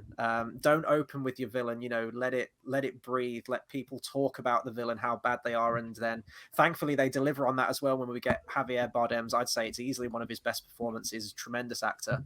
But I think the point of her character, and they do a good job as well. They give her this very tragic backstory that she was in the Macau sex trade and she's had this absolutely horrific upbringing. And then she can't catch a break, can she? Because, what she thought was her exit strategy, she falls into the hands of Silva, which, probably isn't much better in all honesty. But I think it plays into that need that Bond has to try and save someone. We see that with Vesper and that attachment that he has there. And, whenever there's a damsel in distress, Bond's going to step up and he wants to try and get her out of there. And she does fill the role of that tragic Bond girl. That is kind of a trope throughout the series, that not all the time, but usually there's always one that dies and then you have the one that goes on throughout to the end of the film. But I think her dying in a very quick, blunt, brutal way is absolutely perfect, because before that point, and I want to talk about, it might be most of our favorite scenes in the film, actually, the Silva introduction. It's this beautiful sort of like game. It's like verbal chess where Silva's trying to unease Bond, and we'll go into that more when we talk about him and that speech. But I always see Severine's death as like a continuation of that. He's still playing that game where he's trying to get to Bond. He's tried to tear him down about his ideology with M. He's tried to do it physically by trying to unease Bond, putting him in a situation that maybe he hasn't been in before, where he's very flirty and touchy-feely with him. When that doesn't work, he goes for the woman, because he knows that is probably, Bond's Achilles heel. It's always the woman. And, maybe he knows about Vesper. I don't know how much he knows. When we get Spectre, we know that he's technically part of the organization Spectre, which is awful and terrible. And we'll probably dismantle that as much as it rightly deserves to be so in Spectre next week. So he goes for the woman, and the fact that he just point blank does it, and it's like, I win. What do you say to that? And he immediately looks at Bond for a reaction, because he wants to see if that's had an effect on him. And Bond's just, standing his ground, being that immovable object, saying it's a waste of good scotch. I think that's perfect for Bond, because it shows progression, that maybe he has detached himself from women and from his feelings. You wouldn't have had that reaction from Daniel Craig's Bond in Casino Royale or even Quantum. He was very reactionary. As a Bond, it seems like he's now sort of like maintained control of his feelings. So I think her death in that moment and the way that it's done, I think it's just perfect for all the characters. And in all honesty, a Bond girl, and this is where the film's very subversive as well, I think if you had her as a Bond girl, it would have been character blow. I don't really know what relevance she would have had to the story beyond that point. So despite the fact that she only gets a handful of scenes, I think she plays it phenomenally. She actually mentioned, I think, Calvin, you said that, she's very spicy and very sultry in her opening scene. Apparently, she did base the character off of Xenia Onatop, who is might be the spiciest woman in Bond history. So I think Onatop's definitely rubbing off in terms of the performance. Very different character. You don't have Severine crushing men between her thighs in this film, but I think it's a tremendous performance. It's a functional one, but I think it just does so much for the surrounding characters that it's tremendous. Yeah, and if this is like a great way to deviate into Bardem, it's character building, isn't it? That one character's sacrifice is another character's gain in terms of character development.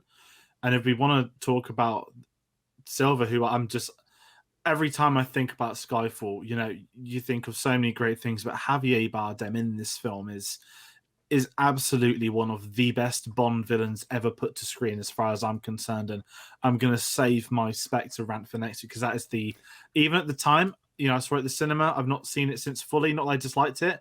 I tried twice. I just never finished it. It was late at night, and I've just not been on a Bond rewatch. So I've avoided watching it. But I remember at the cinema, there was two things that annoyed me in that film. It was the transition into the Sam Smith song, and it was then Javier Bardem being a part of it. And I think the problem I have, not I'm going to avoid Spectre now, but he's just so good. And if you look at the first two Craig films, I mean, even the background to it, we've had, Quantum, who will become Spectre, who we kind of probably always knew deep down was Spectre.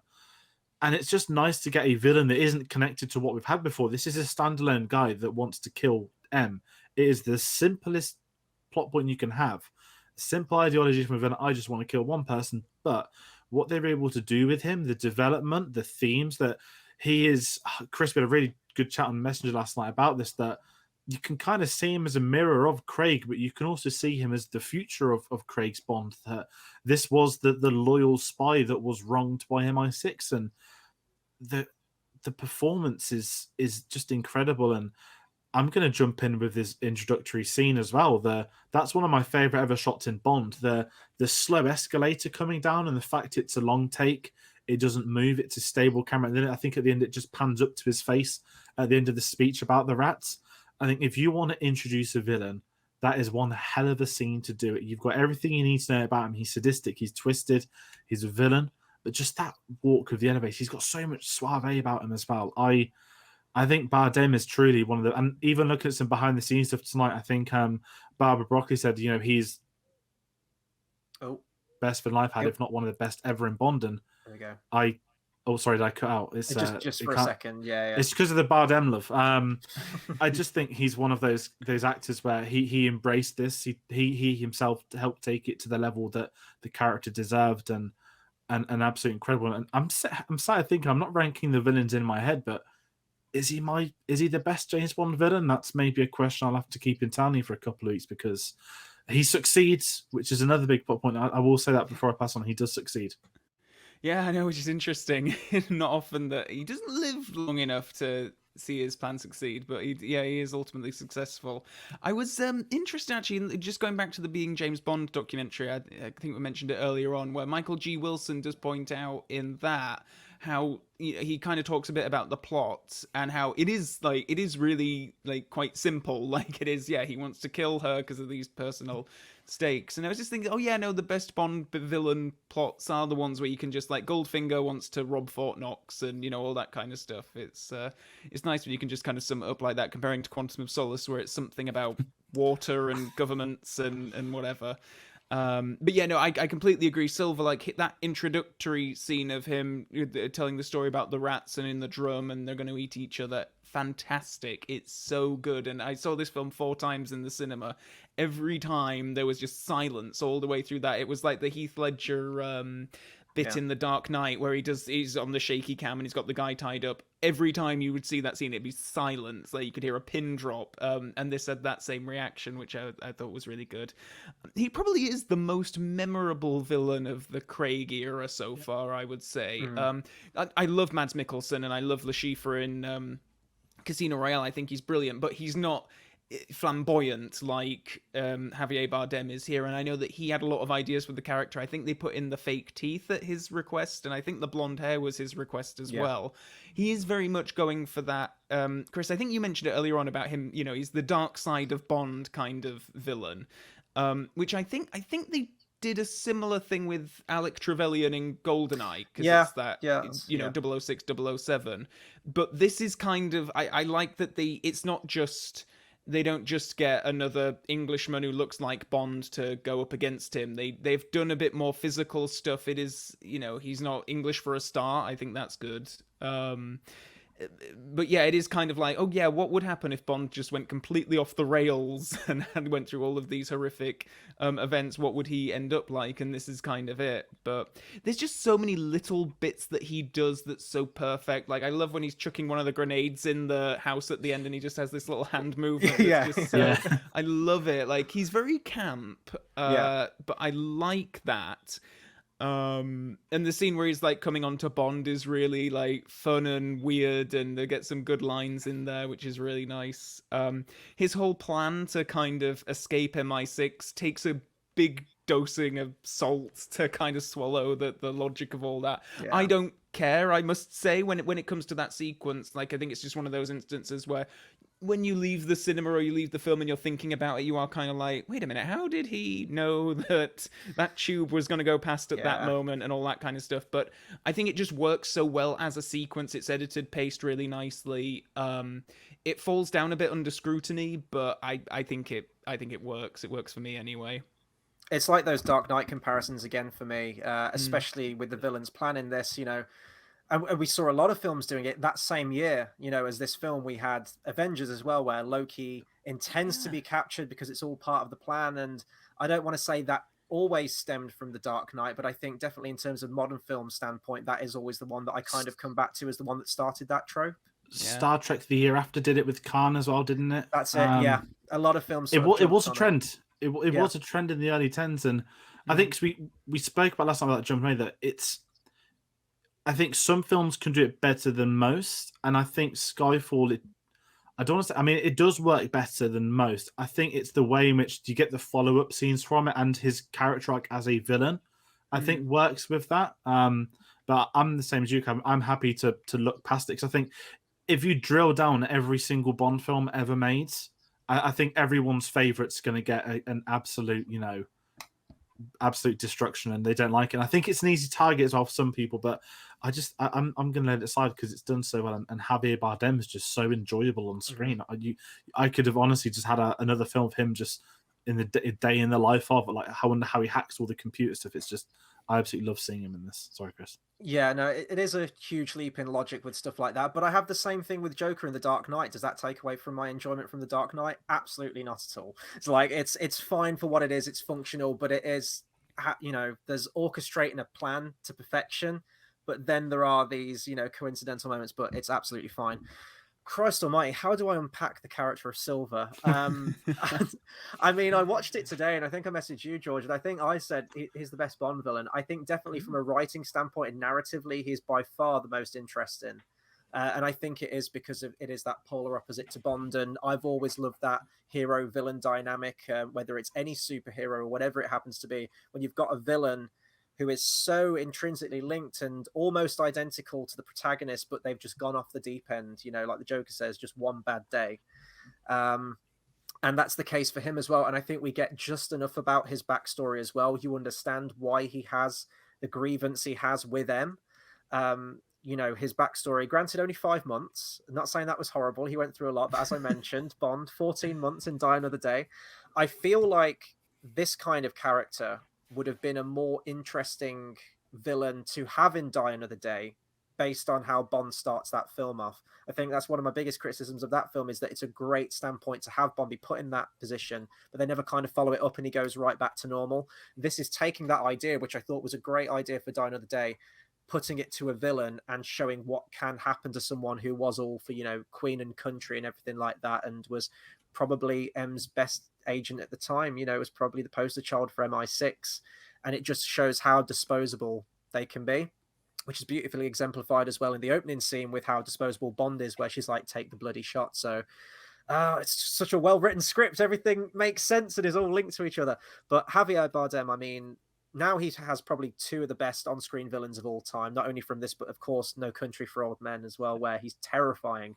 And he's terrifying in this as well. I remember the first time I saw this film, though, and sort of the very theatrical nature that he has in the film, the very campy nature to him, it didn't quite land with me the first time, because I thought, they're going for this really intense villain, and he has these moments as eventually he's like popping grenades through windows like this, and it didn't seem in keeping with the character, and it kind of made him seem a bit too comedic for me in parts. I didn't understand the subtext or what he was trying to do or the kind of villain that he was, because watching it now, he's just tremendous in every single way, shape, and form. As a stylistic choice, as like an aesthetic, the one part of his character that I don't buy and doesn't feel congruent with his character as depicted is the hacking stuff, the joke videos that are posted.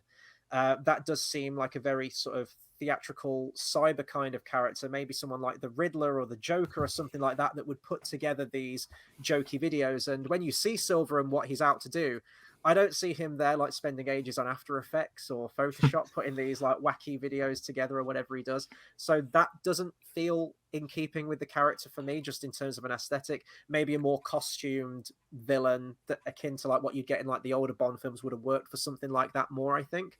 But what we're presented with, I mean, there's just so many layers. You could write a dissertation on this character and the relationships between all the characters in this thing. I love that it's a very simple personal mission that he's on, and you can kind of understand why he wants to do it as well. One of the best scenes in the film, the teeth, where he pulls that out and he says, have you seen what, is it hydrogen cyanide does to someone? And then it just burned all his insides. I mean, it's horrific. You could have had him just have that face the whole time, but I think you could argue that that would have been a lot like Jaws, maybe, in terms of like a visual continuity with like the teeth and the look, maybe. He's just great. I love how it ultimately boils down to not like this big bombastic ending. You know, he shoots up the mansion, but in terms of a Bond final act, it feels much more small scale. Bond's just kind of a means to an end, like he's just getting in the way of his objective. He hasn't got a beef with Bond necessarily. He kind of wants to bring Bond to his way of thinking. He just wants to get to M. And that moment where he does finally get to her, but he says, like, you've got to be the one to do it. Put me out of my misery as well. Like, I'm done. I want to be killed as well, is just a really kind of heartbreaking end to his character. The one thing that did let me down, and I didn't remember this from my first time viewing, and I was really let down by the second time, was how quickly he's offed. You know, knife in the back. I thought, is he going to get up? Is like, I remember there being more of an altercation between him and Bond. It's just so, it feels really anticlimactic, and I don't think it does the character justice in any way. I get that you need to get to that moment with Bond and, you know, with M dying in his arms and everything, but with how good that villain is, it felt like it needed a more of a memorable send-off for that villain in some way. Maybe they could have had something together on the ice and he could have drowned, or just a set piece, something that was more memorable than just taking a knife to the back and he just kind of turns around and goes like, ow, clunk, and then he just falls over, doesn't he? So that did let me down. But in terms of performance, easily probably top three. If he's not top of the list, top three Bond villains of all time for me. Yeah, the ending of him is weird because I always get caught off guard, and also, you know, this is kind of criticism. That's one hell of a knife throw with power to be on the other side of the chapel. You know, not that I need it to be like a Mishka and Grishka from Octopussy, but it's, you've had this moment, and he's just gone. I would have, you know, I don't, not that I'm desperate for a physical fight, but at least some form of maybe scrap on the ice or a couple of punches here or there. It's just, I think Silva deserved just. I'm not going to compare maybe his a death headshot. to. Maybe, you know, like a callback where Bond couldn't make the shot on the woman and he was shaky, and he has found his reserve at the end and gets a headshot on him. Maybe that would have been a nice continuity from that moment. Well, do you know that there was... Sorry, I was just going to jump in to say that there was originally planned to be a scene where Bond was going to chase him into the woods, like behind the chapel, and they were going to have some kind of like final altercation there. But I can't remember. I think Sam Mendes said the storyboards just weren't working, or they just didn't have time or something, so they just went with it quickly. But I completely agree. I think it's a shame that Silva's whole rat analogy of the two rats in the thing, it never quite comes to anything. It feels like that's setting up something. You're wondering if Silva's going to go into the Skyfall house and then it's just going to be the two of them kind of fighting and only one of them's going to come out. But yeah, and anyway, sorry, George, I interrupted. No, I was just saying, I think when you've had such a classic villain, not to compare it to Stromberg, who, you know, I always laugh that when he dies, you know, he just falls into his salad. And, you know, I mean, Silva's levels above him before the end point, but you're missing something, 20, 30 seconds. And I think it's because he's been so good for so long in that film. You know, you get some villains who you can't stand and they get this incredible off. And it's like so memorable for so many different reasons. And I think Silva is probably, and I'm thinking probably maybe I could be the best Bond villain there's ever been. And I get scared watching it at home. Like, you know, there's not many. I mean, we don't brag about actors we've met and stuff, but if I was on a red carpet and Javier Bardem walked past, I'd be intimidated looking at him because there's something about his presence in everything I've ever seen him in, where you don't, even Pirates of the Caribbean 5, he was one of the best things in that.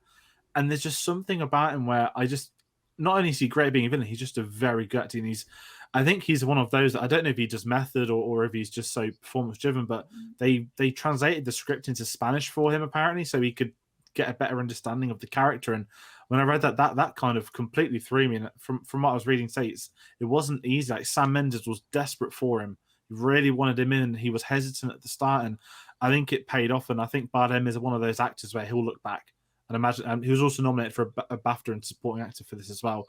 I think he'll look back at this and know that this was, you know, the perfect role. And I think with the 50th anniversary, the perfect villain for Bond is that polar opposite of what he could have been. And, you know, the fact there's no henchmen, there's no big elaborate schemes, I think that all adds to Bardem, that if he did have a number 2, you'd be bored because you want to spend all the time with Bardem in this one. So yeah, it's one of them. And I really want to quickly mention, I love the helicopter scene, because I mean, I know this sounds horrible, I love Judi Dench, but did anyone have the shock at the cinema when they destroyed the DB5? And I remember that had a very big reaction. And you know, the not that I'm massively into cars, but destroying the DB5 was such a great villain moment, because it's such an integral part of, you know, it's going to happen because the car's just so perfectly placed there. But the whole coming down on the helicopter with the music, any moment that Bardem's in it, he just delivers. And with the final act, his sort of descent into the chaos, you know, his hair is suddenly not as nice and he's got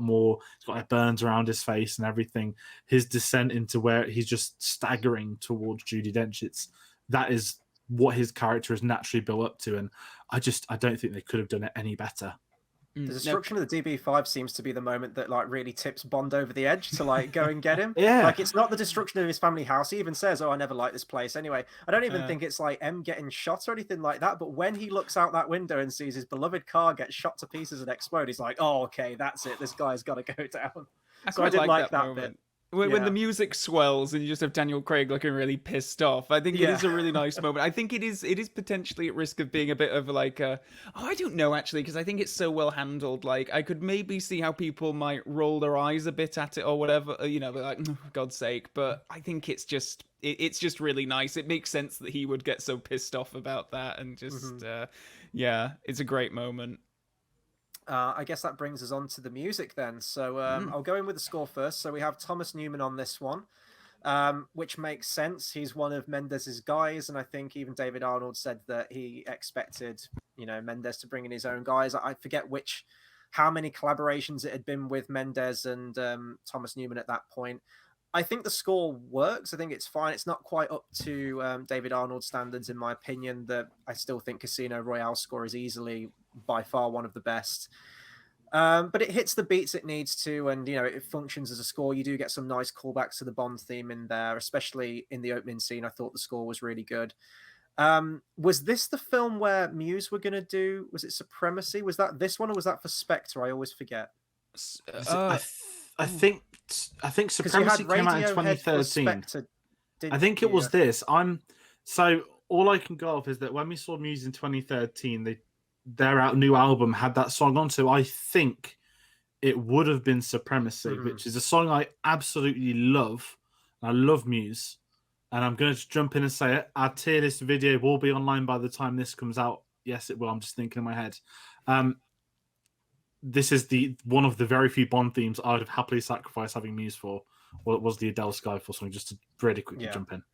It's a fine song for what it is. I'm not like head over heels massive Muse fan. I haven't listened to a lot of their stuff in all honesty, but it doesn't feel like a Bond song. Adele Skyfall feels like a Bond song.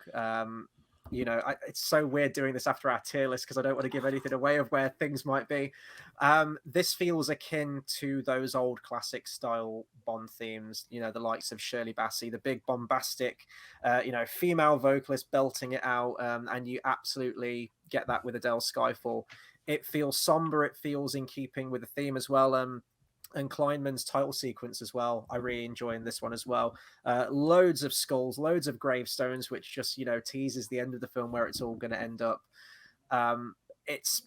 easily one of the best, isn't it? I think it goes hand in hand. I think this won an Oscar as well, didn't it, for best original song at the Oscars? I think it's the only Bond film to have won that. I don't think. Oh, no, unfortunately, the one after Did Sam Smith get one as well? I think before this point, though, I think it had been nominated. Bond songs have been nominated for 4 times. This was the first one to win it, so at least it started off with a good one that won it for Bond. It fits the film perfectly, and I do think in terms of modern sensibilities, like I love the Chris Cornell one, but this feels like a classic Bond theme, doesn't it? That coupled with the fact that this is the 50th anniversary as well, I think it was the right theme at the right time, and I can easily see why some people would consider it the best, or at least in those upper echelons of the Bond themes. Yeah, I keep saying I'm terrible with modern music or just music as a whole. So the Bond themes always help me discover artists. I'll probably speak about it a bit more in no time style, but I knew of Adele. I think, at the time she was one of the, she still is one of the biggest singers today, no doubt about it. I don't know if she's got an album in the pipeline, but my mom was talking loads last night. She loves her. And it was one of those where when the announcement came for Adele to do Bond, it just made sense. There was no two doubts about it. There was no questioning. Adele doing the Bond theme, absolutely. Adele doing the 50th anniversary Bond theme, absolutely. And I remember when the song came out, it was during all the hype around, I think it was the day of the actual anniversary itself.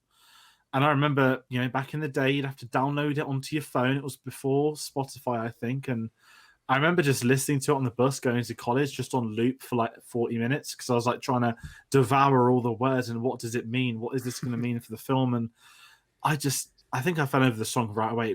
It just felt right. And because I love the Goldfinger song, it's one of my favorites. I think this is the closest we've ever been to it since. I know Shirley Bassey's done some more, but just the occasion and the artist combined with the film as well. I think this is the big thing. I know it's really unfair, but I think when you've got an all-time classic Bond film, you want a perfect theme to go with it. And I just think this theme has it. Of course, you can have some Bond films where you've got maybe a good film and a bad song, or a bad song and a great film. Anything can happen. But I felt the stars aligned for this. And I know were there rumors that Adele was going to come back for No Time to Die. I felt like that was a rumor a couple of years ago. And I have reached this point now where I love the Billie Eilish song. But, if any artist was to come back and do another, it would make sense for Adele to come back one day. So, as far as the theme goes, I am a massive, massive fan of this. And, when it won that Oscar, that was a really big moment for me. I just thought, this is perfect. It's such a shame that it didn't get to number 1 here in the UK anyway. And I think I remember reading that it was something to do because they released it on that day, which I think was the anniversary day. Because they released it then, how they count the sales for how it contributes towards the number 1. If they'd have just released it on like the Monday or something, it would have been number 1. Because if it was just out of the brackets, unfortunately, because I think that would have been a really nice cherry on top for it. I love it, and I didn't even care for Adele that much, and when she was announced, I was a little bit like, nah, I don't know, but it's one of my favourite Bond songs, if not my favourite Bond song. I absolutely love it, and she's perfect as well, and again, for the promotion of the film, it just added into this, like, Bond mania kind of zeitgeist that she was, at the peak of her powers then. Saying that, she's still at the peak now. I don't think she's ever descended. But no, she's fantastic. I'm probably one of the few people who actually likes the Sam Smith one. So I do, and Billie Eilish, actually. I quite like all 3 of them. But it returns to a more classic Bond song sound than the previous 2. As much as I love the Chris Cornell "You Know My Name" at the start of Casino Royale, it doesn't really feel like a Bond song. If it came on the radio, I don't think you'd identify it as a Bond song. And Another Way to Die, I hate that song so much. It's painful to listen to. Whereas this is that real, and they needed it for the 50th anniversary to have a proper like Bond theme at the start of this. And I like the instrumental as well. They do have a little instrumental in the score about halfway through. I wish that they'd incorporated it more. But yeah, just to talk about the Thomas Newman score, I think it works well enough in the film, and I guess I like it. Like, there are some brilliant pieces, like the whole Tennyson bit is really rousing, and I love that. I do like a good few of the action cues, the music that kicks in when Bond sees his DB5 destroyed, and in the climax, that's all really great. I just don't. I guess I would have liked a bit more Bond theme, a bit more.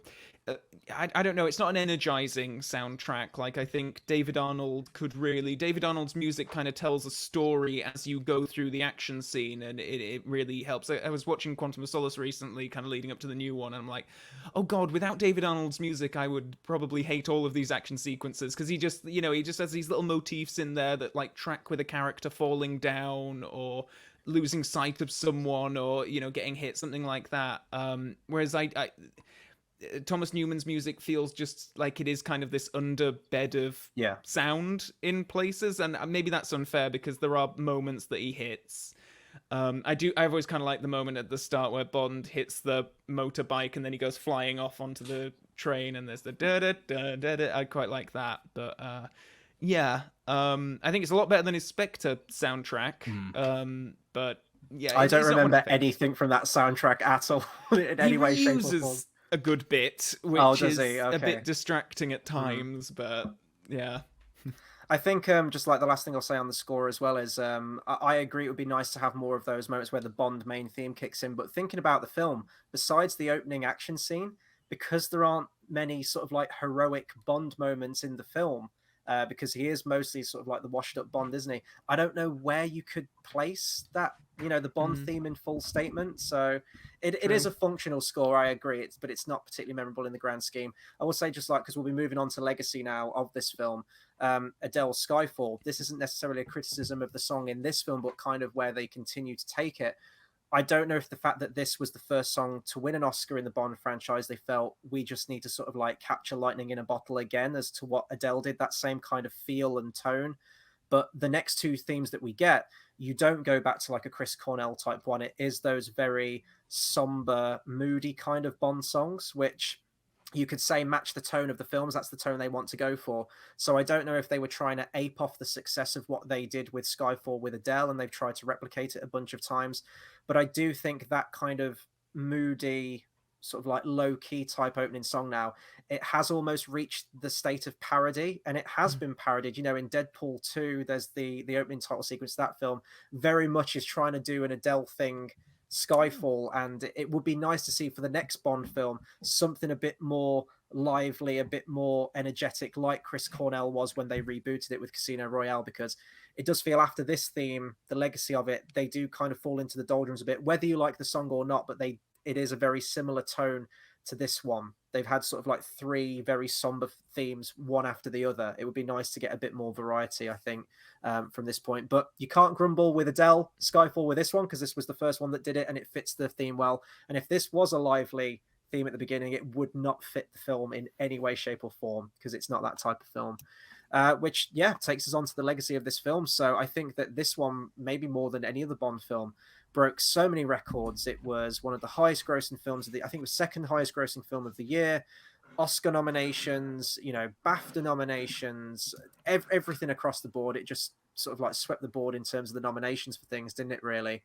And I think that's earned as well, because I think, as we've mentioned, as we've discussed in the review so far, the writing, the direction, everything just came together for this film, doesn't it? And it does feel like a perfectly crafted movie across the board, and the box office figures speak for themselves. This was a very, very well received Bond film, and not just Bond film. I think it just functions as a film in general, to be honest. I think it's astoundingly well made. So it's nice to see that it was given the recognition at all the different and the accolades that it was gifted at all the different whether it be the Academy Awards or BAFTAs. This just kind of took the whole world by storm, really, didn't it?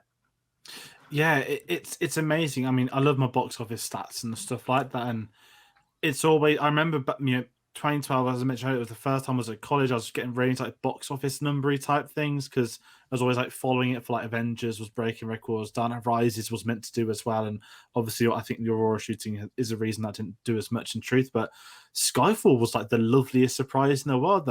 And I remember it hitting $1 billion. I was like, this is insane. A Bond film hitting $1 billion. And I think I mentioned earlier, back in 2012, a film in 3D was a draw to people, and it made a lot more money. And I remember being shocked that it was essentially a battle between Dark Knight Rises and Skyfall for the highest grossing 2D film. And it was just amazing to see so many people coming out of their way to see it. It was the event film that everyone just seemed to watch Skyfall. Like obviously the box set had come out and I was rewatching them, and I had loads of friends at the time that were getting into Bond or were watching the Craig films. And I mean, it's silly to look back now. It'd been 4 years since a Bond film. Again, it's funny today because we're on 6, but that was still quite a big gap even then. And I think the sort of the moons aligned for this. And the bit I've always loved was that obviously until episode 7, which is a worthy box office record holder in terms of the film at the time, the status, the return. The fact this was the highest grossing film ever in the UK box office, there's something really nice about a Bond film having that record, and I think it's second highest now. I'm not going to be one of those people and get carried away. I don't think, obviously because of the pandemic, I don't think No Time to Die is going to get that, but had it have been any other time without a pandemic, I honestly think No Time to Die had a good chance, because sort of without delving into Craig too much, because we'll probably do that later on in the month or something, it's people forget he has been one of the biggest global draws to Bond. If you a box office chart that there's a many reasons they're all different, but if you look at adjusted for inflation, not only is Skyfall top, but I believe Craig is second in terms of absolute totals, and there's some really interesting takes to make from him. I can't remember if he's second for an average box office per Bond, but it's Connery and Craig, and there's a gap to the others. And I was really shocked when I was reading into that. And I think some people take for granted not necessarily his films, his performance, but a lot of people that do bash him, and more than entitled to. I do think the world we live in now, and we said it with Casino, is the post 9/11, postmodernism filmmaking.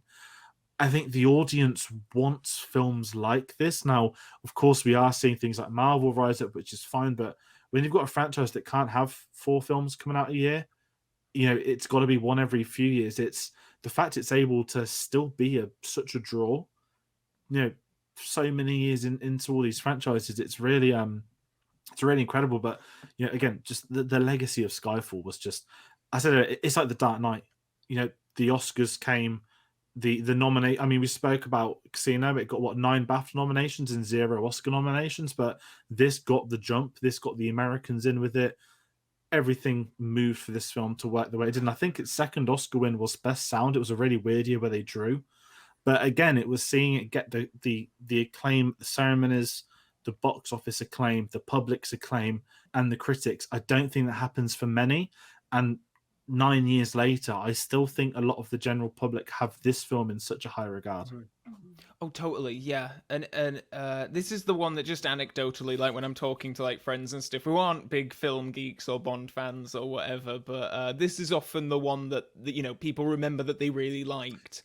And they can tell, they can recall the plot even if they haven't seen it since the cinema, and because it just worked really well. Whereas you compare that to Spectre, where people don't have that same kind of reaction. I'm not even sure if people remember Quantum of Solace anymore in the minds of the general public. That is, but as we kind of talked about up top, I think just everything was ripe for this one to be the one that kind of hit some of that Bond mania that they saw in the 60s that I don't think had fully been replicated. I don't think that Bond had ever been as big as he was in the 60s until Skyfall.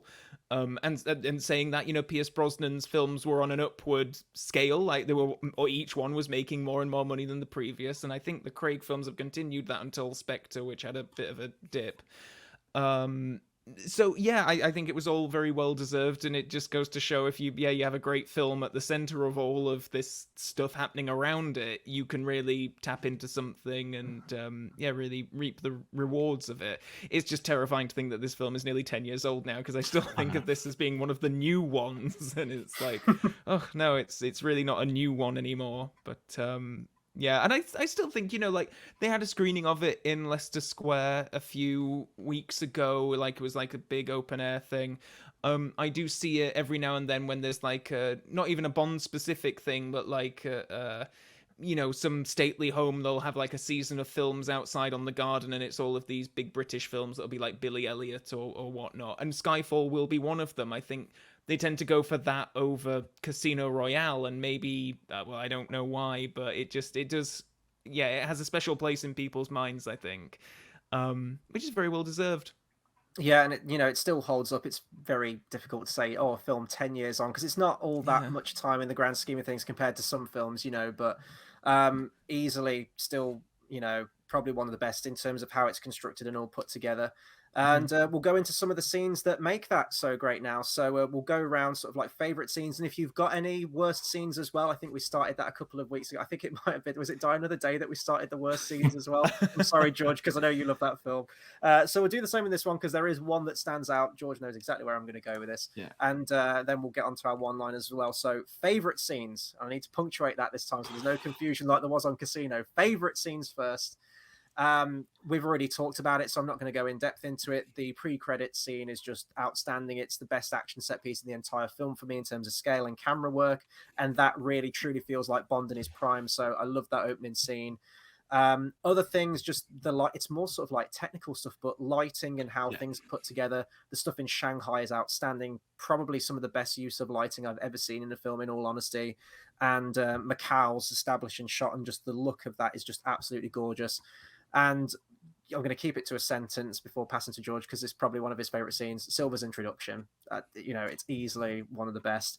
Worst scenes for me, George knows where I'm going with this. It's the CGI Komodo dragons. I hated it then. I hate it even more now. It's clunky. It's terrible. It's awful. Not taking anything away from the people who put hours into replicating CGI Komodo dragons, but it's just because the rest of the film feels so, practical and low key. It's an action scene that's just like over before it's done. It feels like, why would you even throw that into the film? The perfect point to cut that scene would be Severine saying, I'll be on this boat at this dock in an hour's time. I'll see you then. Cut. And then Bond going to the boat. That's perfect. You don't need the scene with henchmen to try and take him out. It feels really clunky. It's not particularly well choreographed. And those Komodo dragons just ruin it for me. Why couldn't you have just hired out some real Komodo dragons just for the close-ups? That's all you need. Just get some real Komodo dragons. I'm sure they're not that hard to come by. Maybe do a CGI one for when one of them's like tearing someone apart and biting them. But the cherry on top of this shit cake of this scene for me is the really awkward scene of Bond jumping on the back of one, and it's like this awkward digital double of him jumping out the pit. It's terrible. I hate it. I hate it every time I watch it. Every time I watch this film from here on in, I'm going to skip this scene just because it leaves a really bad taste in my mouth. It's just the awkwardness and just how out of place it feels to the rest of the film for me, I think, why it stands out too. I think when you've got so much incredible, it's kind of like Die Another Day with the wave scene, right? You've got these incredible live action stunts, real stunts, explosions, and then you delve into the CGI world. And I'm not saying it's bad, but you've got such an incredible standard of what you've already done in camera. It always stands out like a sore thumb when you are going to the Komodo dragon. So I'm not a particular fan of that scene. Best scenes, oh god, it's hard. I mean, it's really boring to say every single scene Silva's in, but that can just count as its own thing without me going into it. But I'm going to talk about M's poem. Chris, you texted me earlier when you're watching it. The editing, the build, the fact you've had this incredible build up for probably about 10 minutes, but you look at this and think M was going to go then. Like, I remember the first time I saw it, I was like, oh my god, like M's going out on a poem. Bond's running, but he's not going to reach her in time. Silva's going to off M in a trial for the world to see, and in comes Ralph Fiennes to kind of take the bullet and save the day. But watching it again recently, there was something about that moment that just clicked for me, that I just sat and think, like, I'm not watching a Bond film, I'm watching a great film. And it reminds me of Dark Knight again, that Dark Knight is a fantastic film, crime film, that just happens to have Batman in it. Yeah. And I think with Skyfall, you have this incredible film. Of course, it's a Bond film, but you could take James Bond out of this, I don't know, call him Tom, not be a Bond film, and you'd be like, look at this incredible character piece about this sort of old war-torn spy. And I think that's why that scene is an epitome. And I've got another favorite scene, but I'm not going to say it in case Calvin does, in case you want to go for yours.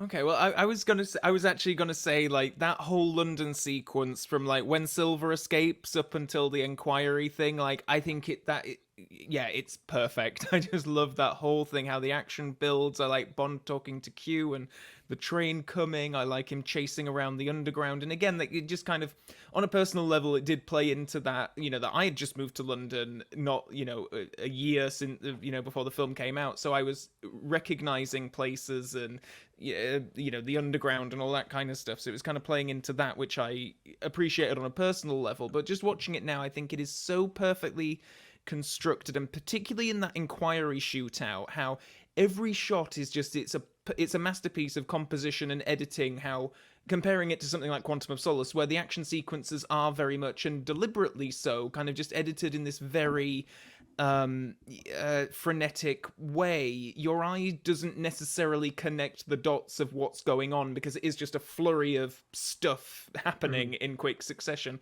In that inquiry scene, there is a logic, and it's telling a story through every single shot, whether it's Bond looking at the gun, kicking it to Moneypenny so she can pick up the thing because she's seen that guy, and all of that, all of the pieces, it just, and then I think it climaxes really well with Bond winking at Mallory, and he shoots the fire extinguisher, and then that's what makes Silva turn around and leave. So yeah, love that whole thing. And then second, I guess I love Bond and M's trip up to Scotland as well. Like when they have they stop for the dialogue in the Highlands, and then they get to Skyfall, and I love it when they're just first seeing the place, and and then the whole shootout thing in Skyfall. I really enjoy the film up until the first hour, but then once it gets to London, it kicks up into another gear for me, and then London and Scotland stuff I just adore. So was one of those your second favorite? Or? The Skyfall Lodge. It's everyone calls it the Home Alone sequence. There's nothing wrong. It's very Home Alone, but it's so good because it's James Bond doing it. And when M's making the nail bombs, I was like, M's making nail bombs. And it's just such a good bit. And even when Kincade he saws off his shotgun and tests it there.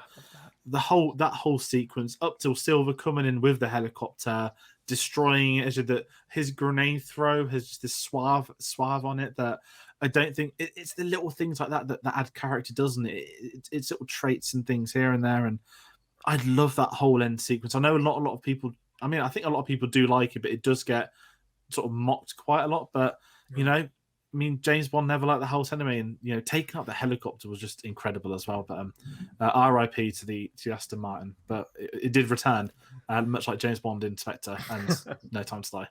There's so many different edits I want to see of this ending. I want to hear the John Williams preparing the traps music from Home Alone played, where she's making the nail balls. When she crushed the glass, I thought she was going to put it at the base of the window in case someone tried to get through and steps on it, the Christmas decorations from Home Alone. And I want to see an edit of Silva rocking up with Ride of the Valkyries playing Flips Now from the helicopter, because that would be legendary.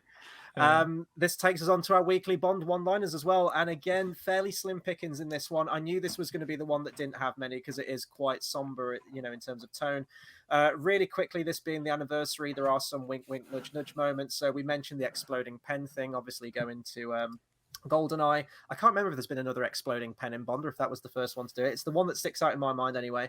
There's a line, might be coincidental, but it did stand out. It's when Bond, I don't know if he gives it to Tanner, he says, "For her eyes only." I was like, oh, I see what you did there. You did a thing. So that's it for sort of callbacks. And I think, George, you mentioned the Komodo dragon scene was meant to be a callback to Live and Let Die with the alligators, but it's, that film did it much better.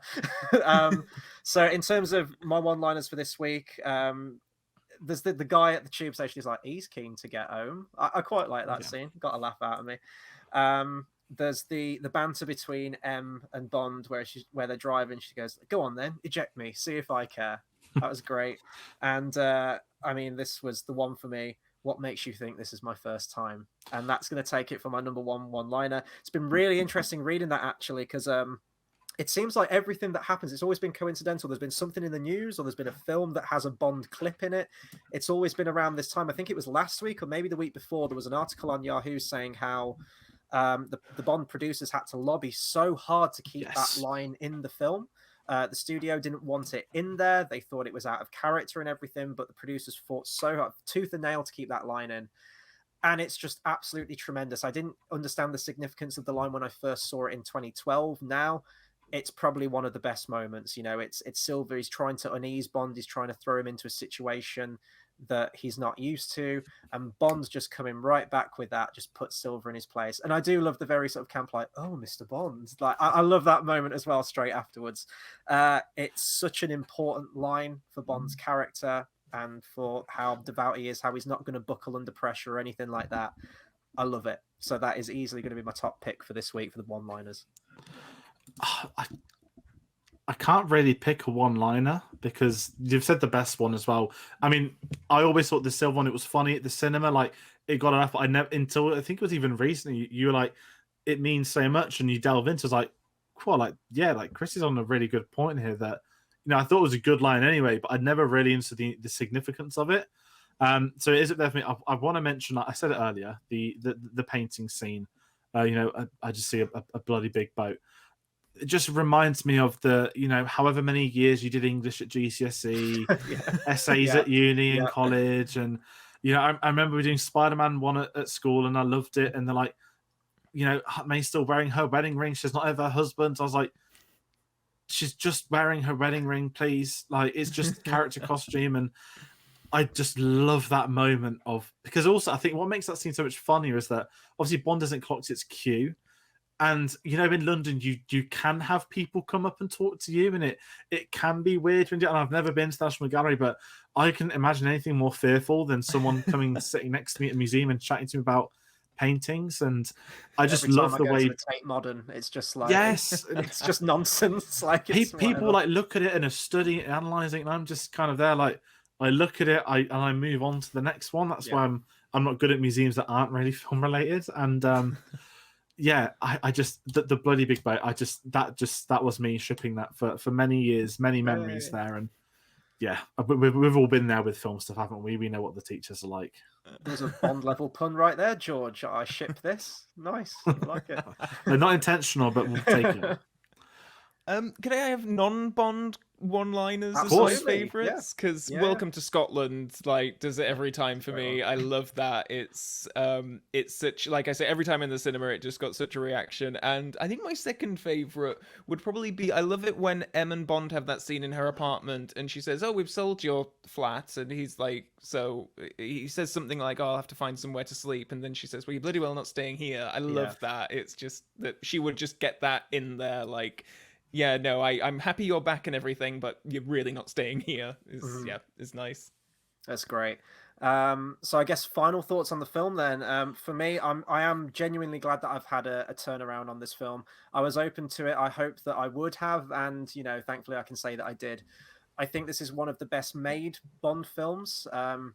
I think it kind of works in a way that it is fairly low-key. It feels very much like a drama piece, you know, akin to Mendes's previous work, and he definitely put his own stamp on it in this one. I think it's one of the most consistently written Bond films that we've had. That being said, I don't think it's one of my favorites. I wouldn't rush to sort of like put this one and watch it again. I think there are way more entertaining and fun Bond films out there.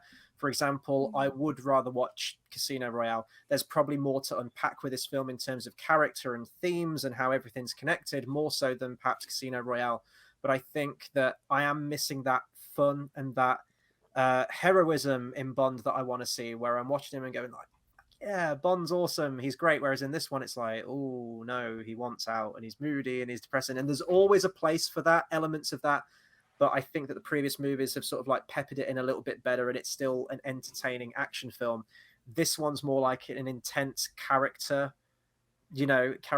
piece, I guess, and a drama. And it does that very well. But I don't know how often I would come back to this particular film. That being said, I'm glad I've rewatched it and glad I've given it a new fair shake. And, you know, this is going to completely change on my tier of Bond films as to where this comes in as one of my favorites. As I say, definitely from a writing and filmmaking standpoint, it's by far one of the best. I just don't know if there's a lot in this film to sort of bring me back for multiple viewings. But I am very glad that I've given it a rewatch and that thankfully I have had a turnaround. Hopefully Spectre can do that next week, but I'm not holding my breath.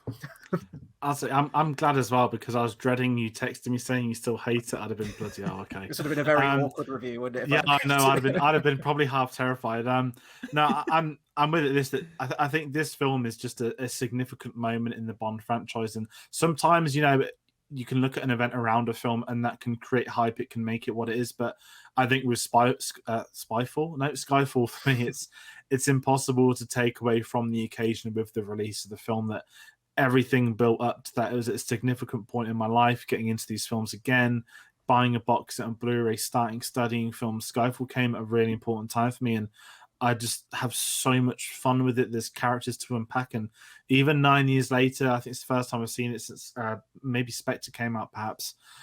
It's just grown on me, and it improves with every viewing, and I've always held it in such high regard, but I just can't sort of imagine Craig's era without this. I think this is maybe not the best performance from Craig, but maybe the best character piece. And where we go to with No Time to Die, we don't know yet, but looking at the Craig era, it is very much a Casino, a Skyfall, and hopefully No Time to Die sat on a perch, because like I said, I don't think any of the Bond could have done this. Maybe a Dalton, but I couldn't see Roger Moore doing this. I couldn't see Connery going into it with the perspective of the older Bond, and I just think this was made for Craig. He delivered with it, and Sam Mendes coming on. I know we've not championed Roger Deakins enough, but Roger Deakins coming in for one Bond film and it being the best shot Bond film by a country mile compared to anybody else, that is something not to be scoffed at. It's crafted beautifully. It is arguably the best made Bond film, but where it ranks is obviously going to be different for everybody in terms of favoritism. What as Chris said, rightfully so as well, because it's not an enjoyable. I'm going to enjoy myself watching it, but it's not that stick on for an hour and a half, hour 45 minutes, and then only actually Quantum is actually a really dumb point, but it's that like traditional boom in and out. Whereas this is the get set, get in the mindset for a character piece, and I think when you're in the mood, it was just a really interesting way for them to do it. So for me, Skyfall is right up there, elite tier James Bond, and I'm just glad we were able to be at the right age for this coming out as well. That's something I really take on board. I have to echo all that positivity, really. It's definitely one of my highest ranking ones. It's probably up there with GoldenEye, to be honest, like at the very, very top. Like it is, one of these two that I normally cite as my favorite. I think it is, I definitely, of all the Craig ones, this is the one that I've definitely seen the most. And this is the one where if I want a fun Craig one, I will put this on. And I don't quite know, like I have an awful lot of fun watching this anyway. And there are moments of, levity here and there and jokes. And I don't know, I have a really good time watching it, and I don't know how much of that is a product of, I still remember going to the cinema, seeing it and being relieved when we had like the guy on the platform say, oh, he's keen to get home, and like, oh good, they're having humor with this, because it had been 4 years since Quantum of Solace, which I rewatched very recently as well, and I find that quite a dour experience. And I think because there had been such a long gap, and you tend to find that whatever the latest Bond film is, that kind of defines the marketing, the merchandise, the style of the promotion and whatnot, and up until the next one. So you'll see the fonts reoccurring and all that kind of stuff. So the fact that we had Quantum of Solace defining this period where the games were looking at that film as to, okay, well, this is the style of the Bond films currently, we need to replicate this. So I was just really happy to move beyond that and move into this new place where Mendes brought it. It was going a bit more to the classic Bond, but giving it that Craig twist, which I really liked. And I was finally just happy to be there after love Casino Royale. But Quantum of Solace, I think, was just a bit of an awkward stopping gap there. So yeah, I have great memories of seeing it for the first time. It stayed high up there for me ever since, and it's it's at the moment it's my favorite Craig Bond film. Ask me again in a couple of weeks, we'll see. Yeah, hopefully, fingers crossed. Yeah, we'll see. And I guess that's a good segue to hand over to everyone else. So no doubt, well, hopefully, that's a bit arrogant of me to say, hopefully people have been commenting along during this review. We want to hear your opinions on Skyfall. I actually think this is probably going to be a positive one. I think before this second rewatch, I was probably in the very much the minority in this, not liking this film. Thankfully, I do now. Be sure to let us know your thoughts on Skyfall, the Craig era, your hopes and dreams going into No Time to Die, because very short span of time away now. We mention every week, we can't believe how quickly these are going. Be sure to like, comment, share, and subscribe as always. And we'll be back next week with Spectre, which is going to be very interesting on a rewatch. That's going to be Tuesday, the 28th of September, 8 p.m. BST, as always. I don't want to say that's the end of our retrospective because, of course, we're capping it off with No Time to Die. We've got a bunch of other James Bond related videos coming out after that, but I think Spectre will feel like that one. Like, oof, we've done it. We've got through all like the pre-existing Bond films before we get to the new one, and of course, we've got our James Bond quiz. That's Thursday, the 23rd of September. We will have more information on that and our socials in terms of the rounds, what you can expect from it. But hopefully you'll get to tune in for that and test your worth, test your might on your James Bond knowledge. It's going to be a really fun one. We need to get we'll have the questions. We need to organize it, yeah. Then. This is so pre-recorded. We haven't even started coming up with questions by the time we're recording this. We will have questions. We will have that quiz out to you guys. But yeah, where can people find everyone, George? So for us, if you want to find us, if you're new to the channel, hit us up on our social media: Facebook, Cinema Savvy, Twitter at cinema_savvy, letterboxd.com/cinema savvy, and as I said, there's a TeePublic link in the store below for a Bond top we've released today. As we said, it's all Bond at the moment. I think at the time this is coming out, it's Green Knight out this week. It's been one of those where some films are coming out, but you've got to be a foolish distributor to go up against a new Bond film coming out in England. It's an amazing graphic I've seen today of the Dune release dates. Like half of the world gets it September the 15th, the other half like October 20th. I was like, well, yeah, you're afraid of James Bond, and I want Dune to do well. But it's just one of those, you can't hide from the beast finally coming out. So do follow us on there if you have enjoyed this, and as well, make sure, I'm sure if you've watched our Bond stuff, you'd have already seen Calvin's by now. But Calvin, for anybody that doesn't subscribe to you, where can they find you and what have you got coming up? They can find me if you just search Calvin Dyson on YouTube. You'll probably find me that way. So yep, links below here. What's coming up? Plenty of No Time to Die discussion stuff, I hope. We'll see. Who knows how that's gonna go, but a few things in the pipeline, but it's gonna be No Time to Die focused for quite a bit, I think. Awesome. And recently you've had your Who is the Most Ian Fleming Bond as well, which I watched, which was a great video. So definitely go and check him out. I say go and check him out. As we said, like if you're watching our video, you'll no doubt watch the Calvin Dyson video. But thank you so much for jumping on today. Really appreciate it. We're really happy to get you on, especially for Skyfall as well, which was undoubtedly one of the big ones. So thank you for taking the time out to jump on with us today. This has been great. So hopefully you guys have all enjoyed it as well. Let us know if you have. And we'll be back with more Bond content. We're not going anywhere, guys. No Time to Die is almost out, but we're going to be sticking around for the next couple of months. So thank you to everyone that's watched, and we'll catch you guys on the next one. Take care, everyone.